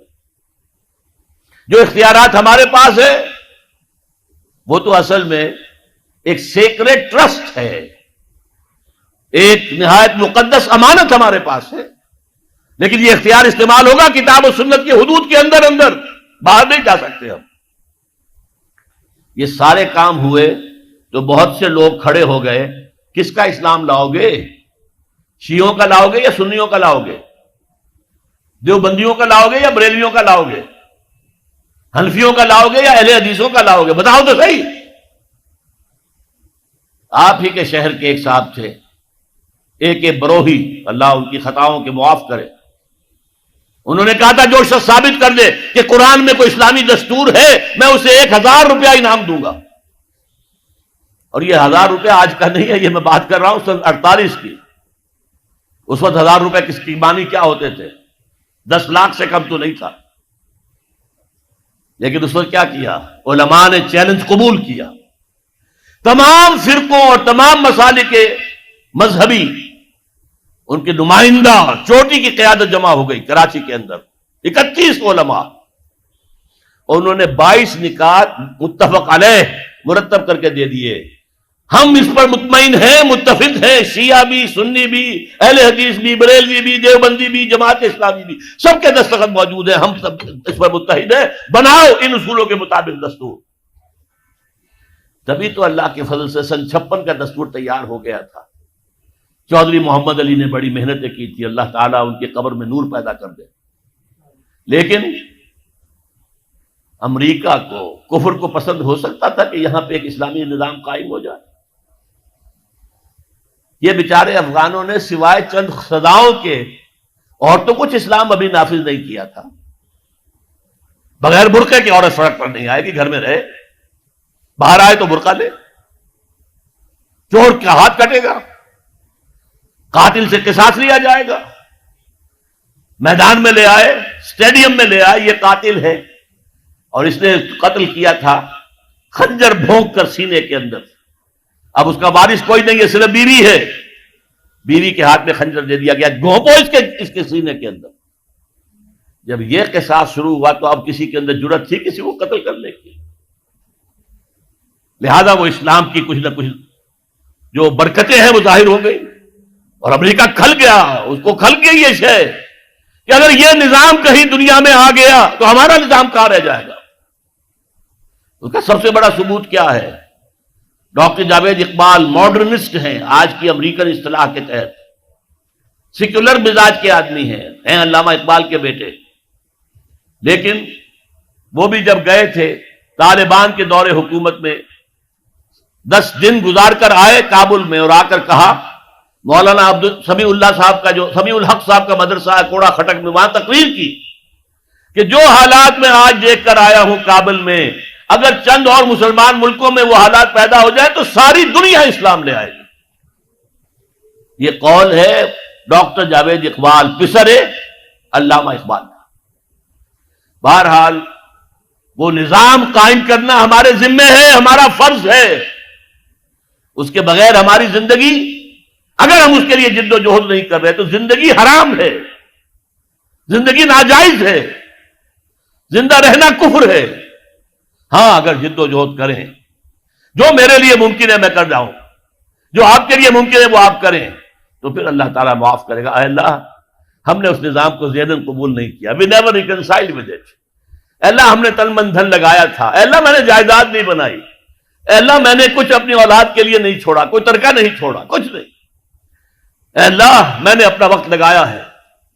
میں آپ سے کہہ سکتا ہوں، یہ کوئی فخر کی بات نہیں ہے، 40 برس کی عمر کے بعد حضور نے کوئی کاروبار دنیاوی نہیں کیا، یہ معلوم ہے آپ کو۔ بہت بڑے تاجر تھے، ایکسپورٹ امپورٹ کا بزنس، شام قافلہ لے کر جا رہے ہیں، وہاں سے قافلہ لے کر آ رہے ہیں، یمن قافلہ لے کر جا رہے ہیں، یمن سے واپس آ رہے ہیں، الخبر کے علاقے کے اندر لگتا تھا بہت بڑا تجارتی میلہ، وہاں جا رہے ہیں، واپس آ رہے ہیں۔ لیکن جب حکم آ گیا یا ایھا المدثر قم فانذر وربک فکبر، اے لحاف میں لپٹ کر لیٹنے والے صلی اللہ علیہ وسلم، اب کھڑے ہو جاؤ، کمر کس لو، لوگوں کو خبردار کرو کہ مرنے کے بعد دوبارہ تمہیں زندہ کیا جائے گا، پھر تم سے حساب لیا جائے گا۔ فیما کنتم، کن حالات میں زندگی گزار رہے تھے جناب آپ؟ کیا اسلام کا غلبہ تھا؟ نہیں ہے اللہ، اسلام غالب تو نہیں، تم کوشش کر رہے تھے غالب کرنے کی، سوائے شرمندگی کے اور کیا ہاتھ آئے گا؟ اللہ تعالیٰ کی حجت تو قائم ہو جائے گی۔ میرے نبی کی ہڈیاں ٹوٹیں، میرے نبی کے دانت شہید ہوئے، میرے نبی کا جسم لہو لہان ہوا، میرے نبی کے چہرے کے اوپر تلوار کا وار پڑا جس سے 2 دندان آپ کے شہید ہوئے، اور خود جو پیدا ہوا تھا اس کی 2 کڑیاں گھس گئی رخسار مبارک کی اس ہڈی کے اندر۔ ان کو ایک صحابی نے دانتوں سے پکڑ کر کھینچ کر نکالنا چاہا، ان کے دانت نکل گئے، وہ ہڈی وہ نہیں نکلی، وہ کڑیاں لوہے کی۔ پھر جیسے بھی ہاں کر کے نکالا گیا تو خون کا فوارہ چھوٹا ہے، اتنا خون گیا کہ آپ بے ہوش ہو کر گر گئے، اور خبر مشہور ہو گئی کہ حضور کا انتقال ہو گیا۔ یہ ساری تکلیفیں کس لیے اٹھائی تھی حضور نے؟ کیا حضور کو اچھا نہیں لگتا تھا کہ اچھا بھلا گھر ہو، کھلی فضا ہو، اچھا خوبصورت ماحول ہو، بچے ہوں، اور ہر طرح کی آسائشیں ہوں؟ کس کو پسند نہیں؟ یہ صحابہ کرام کیا کر رہے تھے؟ فاقے کر رہے ہیں، فاقے پر فاقہ کر رہے ہیں۔ غزوہ خندق میں حکم ہو گیا مشورے کے بعد کہ خندق کھود دی جائے، دفاع کی ایک ہی شکل۔ اب سردی کا موسم ہے شدید، کئی وقت کا فاقہ ہے، پیٹوں پر اپنے پتھر باندھ رکھے اپنی چادروں کے ساتھ کس کر کہ پیٹ دوہرا نہ ہو جائے، کمر دوہری نہ ہو جائے۔ حضور کے پاس آ کر شکوہ کیا ہے، شکایت کی، اے اللہ کے رسول، اب یہ بھوک ہم سے برداشت نہیں ہو رہی، دیکھیے ہم نے اپنے پیٹوں کے اوپر اپنے کرتے اٹھا کر دکھایا، ہم نے پتھر باندھے ہوئے، آپ نے اپنا کرتا مبارک اٹھا کر دکھایا، 2 پتھر بندھے ہوئے۔ اور اس وقت پھر جب خندق کھد رہی تھی تو صحابہ کرام آواز میں آواز ملا کر کہہ رہے تھے، نحن الذین بایعوا محمدا علی الجہاد ما بقینا ابدا، ہم وہ لوگ ہیں جنہوں نے محمد سے بیعت کی ہے جہاد کی صلی اللہ علیہ وسلم، فدا آباؤنا و امہاتنا، اب یہ جہاد جاری رہے گا جب تک کہ ہمارے جان میں جان ہے، جب تک جسم میں زندگی ہے، یہ جہاد جاری رہے گا۔ یہ ہے اسلام، یہ شہادت گاہ الفت میں قدم رکھنا ہے۔ لوگ آسان سمجھتے ہیں مسلمان ہونا، مسلمان تھے صحابہ کرام رضوان اللہ تعالی علیہ اجمعین، جیسے انہوں نے آپ کو وہ جو ایک شعر ہے اکبر اللہ آبادی کا، تو خاک میں مل اور آگ میں جل، جب خشت بنے تب کام چلے، وہ باقاعدہ انگاروں پر لوٹے ہیں۔ آپ کو معلوم ہے حضرت خباب بن الارت رضی اللہ تعالی عنہ کو بلایا گیا، آؤ، آ گئے، ان کی نگاہوں کے سامنے دہکتے ہوئے انگارے زمین پر بچھائے گئے، اتار دو کرتا، اتار دیا، لیٹو ان کے اوپر، لیٹ گئے۔ اب جب ان پہ انگاروں پر لیٹے ہوئے تھے تو کھال جلی پیٹھ کی، اور پیٹھ پر چربی ہوتی ہے، چربی پگھلی، اس سے وہ انگارے ٹھنڈے ہوئے۔ وہ ہاتھ نہیں اٹھایا انہوں نے، کیونکہ حضور کا حکم تھا، نو ریٹیلیشن، کوئی جوابی کارروائی مت کرو، جو ستم آتا ہے جھیلو، جو ظلم ہوتا ہے برداشت کرو، جو تکلیف آتی ہے جھیلو اور برداشت کرو۔ لہذا اگر ایک آدمی سمجھے کہ مجھے تو یہ زندہ کباب بنا دیں گے تو اجازت ہو تو دو چار کو مار کر بڑھے گا، ایسے نہیں بڑھے گا۔ بلی بھی آپ پر جھپٹ پڑے گی، کیا اس کی جان ہے، 1 کلو کی ہوگی، 1.5 کی ہوگی، لیکن اگر آپ کارنر کر دیں اسے نظر آئے کہ اب میرے پاس کوئی راستہ نہیں ہے، کوئی اسکیپ نہیں ہے، وہ آپ پر حملہ آور ہوگی اور آنکھ پر آئے گی، سیدھی آنکھ نکالنے کی کوشش کرے گی پنجے سے۔ لیکن حضور کا حکم کیا تھا؟ کفو ایدیکم، اپنے ہاتھ بندھے رکھو، no retaliation whatsoever, even in self defence. یہ ساری جد و جہد، یہ ساری محنت محمد الرسول اللہ والذین معہ اشداء علی الکفار رحماء بینہم تراہم رکعا سجدا یبتغون فضلا من اللہ ورضوانا۔ اب ان کو پھر اللہ تعالیٰ نے جو اجر و ثواب دیا ہے اس کا ہمیں اندازہ ہو ہی نہیں سکتا۔ اب میں ایک بات اور آپ کو بتا دوں، اگر عبادت کا یہ تقاضا ہے کہ ہماری عبادت پوری ہونی چاہیے، اجتماعی زندگی ہماری اگر اسلام کے تحت نہیں آئی تو ہماری عبادت جو ہے وہ جزوی ہے، اور جزوی عبادت اللہ کو قبول نہیں۔ افتؤمنون ببعض الکتاب وتکفرون ببعض فما جزاء من یفعل ذلک منکم الا خزی فی الحیاۃ الدنیا ویوم القیامۃ یردون الی اشد العذاب وما اللہ بغافل عما تعملون۔ اچھا، بات سمجھ میں آ گئی؟ جد و جہد کرنا فرض ہے، اس کے لیے جماعت فرض ہے، اس کے لیے تلاش کرو جماعت، نہ ملے تو خود کھڑے ہو جاؤ اور جماعت بناؤ۔ لیکن اس میں ایک درمیان میں ہنٹ دے دوں، جماعت کی اگر تلاش کرنی ہے، نئی جماعت بنانا آسان کام نہیں ہے۔ کوئی چلتا ہوا قافلہ مل جائے تو کیا کہنے ہیں، اس سے بڑی خوش قسمتی کیا ہوگی کہ کوئی جماعت بنائی، جو قافلہ چل رہا ہے اس کے ساتھ چلنا کتنا آسان ہے۔ یکا و تنہا کسی صحرا میں سفر کرنا جو ہے کتنے خطرات ہیں۔ قافلہ ہے، قافلے کے ساتھ جڑ جاؤ۔ اگر قافلہ تلاش کرنا ہے تو کیا چیزیں دیکھنی چاہیے، وہ بھی میں ذرا آپ کو آج بتا دوں۔ 5 چیزیں دیکھنی ہوں گی۔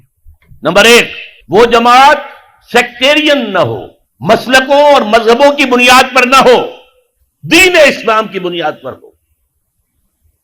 یہ نہیں کہ یہ دیوبندیوں کی جماعت ہے، یہ بریلویوں کی جماعتیں ہیں، اب تو ایک تو ہے ہی نہیں، دیوبندیوں کی بھی بہت ہیں اور بریلویوں کی بھی بہت ہیں، یہ شیعوں کی ہیں، یہ اہل حدیثوں کی ہیں، یہ سیکٹیرین ہے۔ سیکٹیرین جماعت اپنے سیکٹ کی دعوت دے گی، ہمارا سیکٹ، ہمارا موقف، ہمارا مسلک، ہمارا مذہب سب سے اعلیٰ ہے۔ اہل حدیث کہے گا تم رفع دین نہیں کرتے، تمہاری نماز ہی نہیں ہوئی، تم نے آمین بالجہر زور سے کہہ دیا، تمہاری نماز ہی نہیں ہوئی۔ نہیں، جو جماعت جس کا ذکر میں کر رہا ہوں وہ اس سے بالا ہونی چاہیے۔ بھائی تم حنفی ہو، حنفی طریقے پر نماز پڑھو، اہل حدیث ہو، اہل حدیث طریقے پر نماز پڑھو، کیا فرق ہے؟ کچھ نہیں۔ شیعہ ہو، شیعہ کے طریقے پر نماز پڑھو، دین پر متحد ہو جاؤ۔ دین ایک ہے، اسلام ایک ہے۔ تو پہلا فرق جو چیز ہے کہ وہ نان سیکٹیرین جماعت ہونی چاہیے۔ نمبر 2، اس کا ڈکلیئرڈ گول ہونا چاہیے کہ ہمارا کام ہے نظام بدلنا، ورنہ نیکی کے کام تو اور بھی بہت سے ہیں۔ آپ کوئی مدرسہ کھول دیں، ناظرہ قرآن پڑھانے کا، یہ بھی نیکی کا کام ہے۔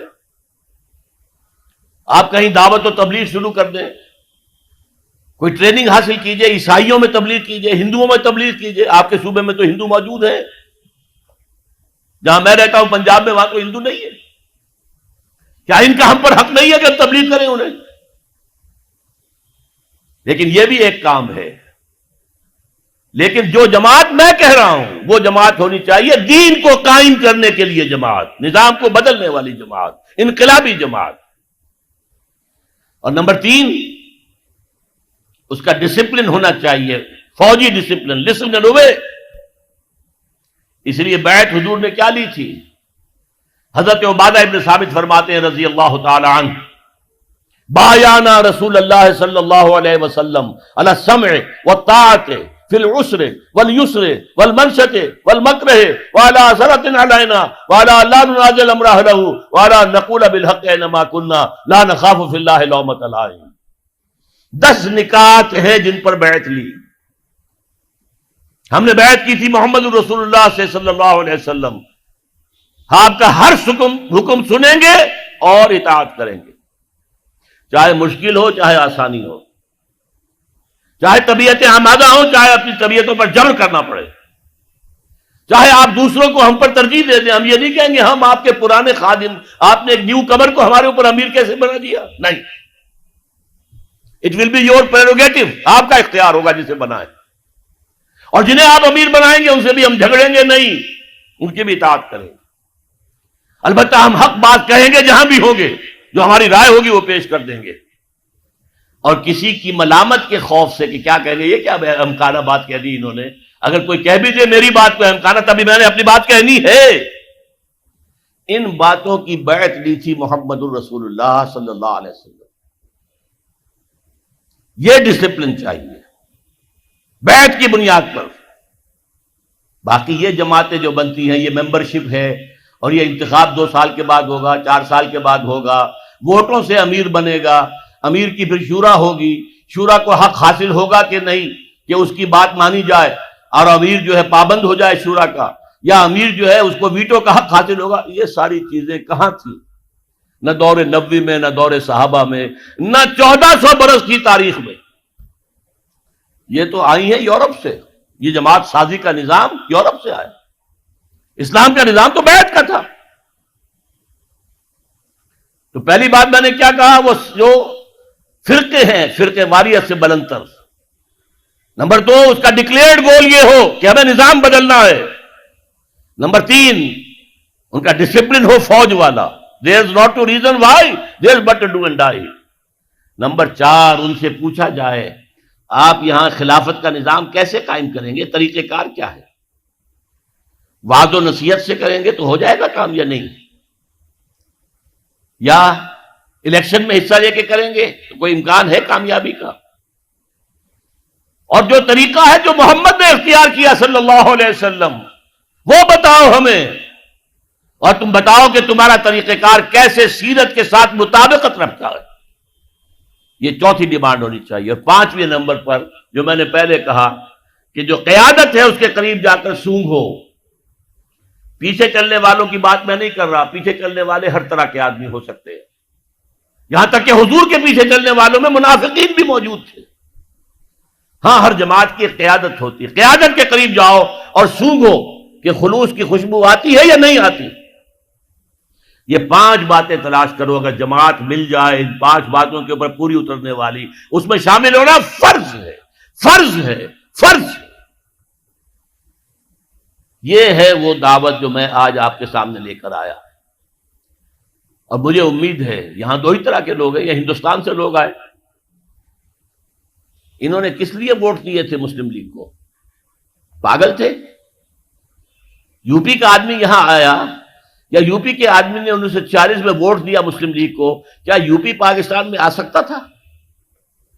تو پاگل تھے کہ نہیں؟ پاگل ہو گئے تھے، لیکن ہوئے کس بات پر تھے کہ کہا جا رہا ہے اسلام کے لیے پاکستان بنانا. اچھا، ہم پر جو بیتے گی بیت جائے گی، جیل لیں گے، جاؤ بناؤ پاکستان میں، لاؤ قائم کرو اسلام وہاں پر. اسی لیے آئے تھے نا، گھر بار چھوڑ کر آئے، اپنے باپ دادا کے مکان، باپ دادا کے جو شہر ہیں جہاں باپ دادا دفن ہیں، کس کو محبت نہیں ہوتی. اور یہاں کے لوگوں نے جس طرح اوپن آرمز کے ساتھ، کھلے بازوؤں کے ساتھ انہیں خوش آمدید کہا، سینے سے لگایا. بعد میں نہ معلوم کس کس کی سازشیں ہیں، کیسے کیسے کام ہوئے ہیں، کون کون سی ایجنسیز بیچ میں پڑی ہیں کہ بعد میں نفرت بھی پیدا ہوئی، لڑائیاں بھی ہوئی، دنگا فساد بھی ہوا، قتل و خون بھی ہوا. لیکن جب پاکستان بنا تھا اس وقت کی فضا یاد کیجئے. تو میں آج یہ امید لے کر آیا ہوں کہ تحریک خلافت کا بھی ایک بڑا مرکز جو ہے وہ حیدرآباد سندھ بنے. میں 3 کتابوں کے سیٹ بنا کر لایا ہوں. خطبات خلافت، خلافت کی اصل حقیقت کیا ہے، ایسنس کیا ہے خلافت کا، جب تک نبوت جاری تھی خلافت کی کس طرح کی تھی، نبوت ختم ہو گئی تو خلافت میں کیا تبدیلی آئی، خلافت راشدہ کیا ایگزیکٹلی وہی نقشہ دنیا میں دوبارہ آ سکتا ہے؟ اگر کوئی نقشہ اب بنے گا تو کیسا بنے گا، سیاسی نظام کیا ہوگا، معاشی نظام کیا ہوگا، سماجی نظام کیا ہوگا، اور سب سے بڑھ کر یہ کیسے قائم ہوگا، یہ میرے خطبات خلافت نامی کتاب کے اندر موجود ہے. اس کا مطالعہ کیجیے. یہ میں نے 4 تقریروں کے اندر یہ مضامین بیان کیے تھے. سب سے پہلے کراچی میں خالد دینہ ہال میں، جہاں خلافت جو تھی، پہلی تحریک جو چلی تھی خلافت کی، اس کے لیڈروں کو پھانسی کی یا قید کی سزا دی گئی تھی خالد دینہ ہال کراچی میں. وہیں سے میں نے اپنی تحریک خلافت کا آغاز کیا تھا. وہ کتاب موجود ہے، ٹیپ سے اتار کر مرتب کر کے اور اسے شائع کیا گیا. وہ کتاب اور اس کے بعد اس وقت کے بین الاقوامی حالات کیا ہیں، دنیا کدھر جا رہی ہے، کفر اور ایمان کا ایک بہت بڑا تصادم ہونے والا ہے، بہت بڑا تصادم، جس کو اقبال نے کہا کہ دنیا کو ہے پھر مار کے روح و بدن پیش. سنیے غور سے، دنیا کو ہے پھر مار کے روح و بدن پیش. بدن میٹیریل، روح spiritual, spiritual forces of spirituality and sources of materialism, ان کے درمیان ایک بہت بڑا تصادم ہوگا، جس کو کہا گیا آرمگیڈون، اور حدیث میں کہا گیا ہے الملحمۃ العظمیٰ، الملحمۃ الکبریٰ، تاریخ انسانی کی سب سے بڑی جنگ. یہ سب کچھ ہونے والا ہے، آ رہا ہے. لہذا ٹائم ہمارے پاس بہت کم ہے. بین الاقوامی حالات کا تجزیہ میں نے ایک تقریر میں کیا، وہ بھی ایک کتابچہ ہے. اور بدقسمتی سے ہماری کوتاہیوں کی وجہ سے پاکستان جب جن خطرات سے دوچار ہے، پہلے ہندوستان ہمیں زہر دے کے مارنا چاہتا تھا، اب گڑ دے کر مارنا چاہتا ہے. اب امریکہ چاہتا ہے کہ پاکستان بھارت کے نیچے ہو کر رہے، جیسے کہ قرآن مجید میں آیا ہے کہ آپ جو اہل کتاب ہیں یہود اور نصارہ، یؤتوا الجزیۃ عن ید وہم صاغرون، اپنے ہاتھ سے جزیہ پیش کریں، چھوٹے بن کر رہے، تو یہودی اور نصرانی رہ کر بھی نظام الاسلام کے تحت رہ سکتے. وہ آج وہ کہہ رہے ہیں چھوٹے بن کر رہو. یہ خناس نکال دو اپنے دماغ سے کہ ہم برابر کے ہیں. بغلی ہاٹ ڈیم جو ہے اس کی تعمیر کو روکنے کو تیار نہیں ہوا. اور میں نے ایک مناظرہ سنا تھا ٹیلی ویژن کے کسی چینل پر کہ کوئی صاحب بڑے افسر حکومت پاکستان کے وہ کہہ رہے تھے کہ ڈیم بنانے کا تو انہیں حق حاصل ہے. ہمارا جو ٹریٹی ہوئی تھی انڈس بیسن ٹریٹی، اس کے اندر انہیں یہ کہا گیا تھا کہ انہیں پانی کو استعمال کرنے کا حق ہے. وہ ڈیم بنا کر اس پانی سے بجلی بنائے تو ان کو اختیار ہے. اگر وہ ڈیم بنا کر پانی روک دیں تب غلط ہوگا. تو وہ پانی روک دیں گے جب کبھی ان کو ضرورت ہوگی روکنے کی. جب ان کو مجبور کرنا ہو پاکستان کو کہ گھٹنوں تلے، گھٹنے زمین پر ٹیک کر بیٹھے، تب بات ہو جائے گی. اس کے بعد تو بس ایک بٹن ہی دبانا ہے، ڈیم بند، پانی بند، چھٹی. اور علامہ مشرقی کا میں نے ذکر کیا تھا کہ یہاں بڑے بڑے لوگ جو ہیں ان کے ساتھی رہے، تحریک جو خاکسار تحریک تھی، جو برادران تالپور برادران اس میں شامل تھے. یہاں پر جو قریشی عبدالحفیظ صاحب ہیں وہ بھی اس میں تھے. انہوں نے مجھ سے کہا تھا ایک میرے سابقہ دورے میں کہ میں بھی تھا، میں بھی خاکسار تھا. تو یہ ذرا دور دوبارہ لوٹ کر آئے. اگر خاکساروں کے لیے لوگ اٹھے اور یہاں سے اٹھے، اگر ریشمی رومال کی تحریک کے لیے کارکن اس سرزمین سے اٹھے، اور اگر سب سے پہلے یہ سرزمین ہے جو ہندوستان میں اسلام کی برکتوں سے متعارف ہوئی، تو اسی سرزمین کا فرض ہے کہ وہ اٹھے جھنڈا دے کر خلافت کا، اور خلافت کا نظام قائم کرنے کے لیے تن من دھن لگا. اس کے لیے جیسا کہ میں نے عرض کیا، وہ 3 کتابوں کا سیٹ ہے، لیجئے. 80 روپے کے بجائے وہ 25% کمی پر 60 روپے کا مل جائے گا. 60 روپے صرف خطبات کی قیمت ہے. اس میں مزید آپ کو 2 میری تقریروں کے جو ہے پیمفلٹس مل جائیں گے. اور وہ جو دوسری تقریر ہے اس کا عنوان میرا، جب میں نے تقریر لاہور میں کی تھی تو اشتہار جو دیا تھا اس کا عنوان کیا تھا؟ کیا پاکستان کے خاتمے کی الٹی گنتی شروع ہو چکی ہے؟ And my answer was yes. Pakistan کے خاتمے کی الٹی گنتی شروع ہو چکی. کیوں؟ جو اس کی مثبت اساس تھی اسلامی نظام، وہ تو ہم نے قائم کی ہی نہیں. ایک منفی اساس تھی ہندو کا خوف، وہ اب ختم ہو رہی ہے. دوستیاں ہیں، جفیاں پڑ رہی ہیں. بہرحال اگر اس کام کے لیے اٹھ کھڑے ہونا ہے، ہمت کرنی ہے، اگر صحابہ کرام کے نقش قدم کو سامنے رکھتے ہوئے اس پر قدم جما کر آگے چلنا ہے تو ان چیزوں کا مطالعہ کیجئے. ہمارے اور جو پیمفلٹس ہیں، کتابیں ہیں، لیفلٹس ہیں، ہمارے اشتہارات ہیں، ہمارے جو ہے کتابیں ہیں، اس کے علاوہ کتابچے ہیں، بہت کچھ ہے جو ہم نے پیدا کیا ہے. اس کا مطالعہ کریں اور پھر طے کریں کہ اگر شریک ہونا ہے تو اس میں شرکت اختیار فرمائیں. یہ کتابوں کا 3 کا سیٹ آپ لے سکتے ہیں. اور ایک ہے ذرا بڑا سیٹ، اس میں اسلام اور پاکستان نامی میری کتاب ہے، سن 66-67 میں نے لکھی تھی کہ پاکستان کیوں بنا، کیسے بنا.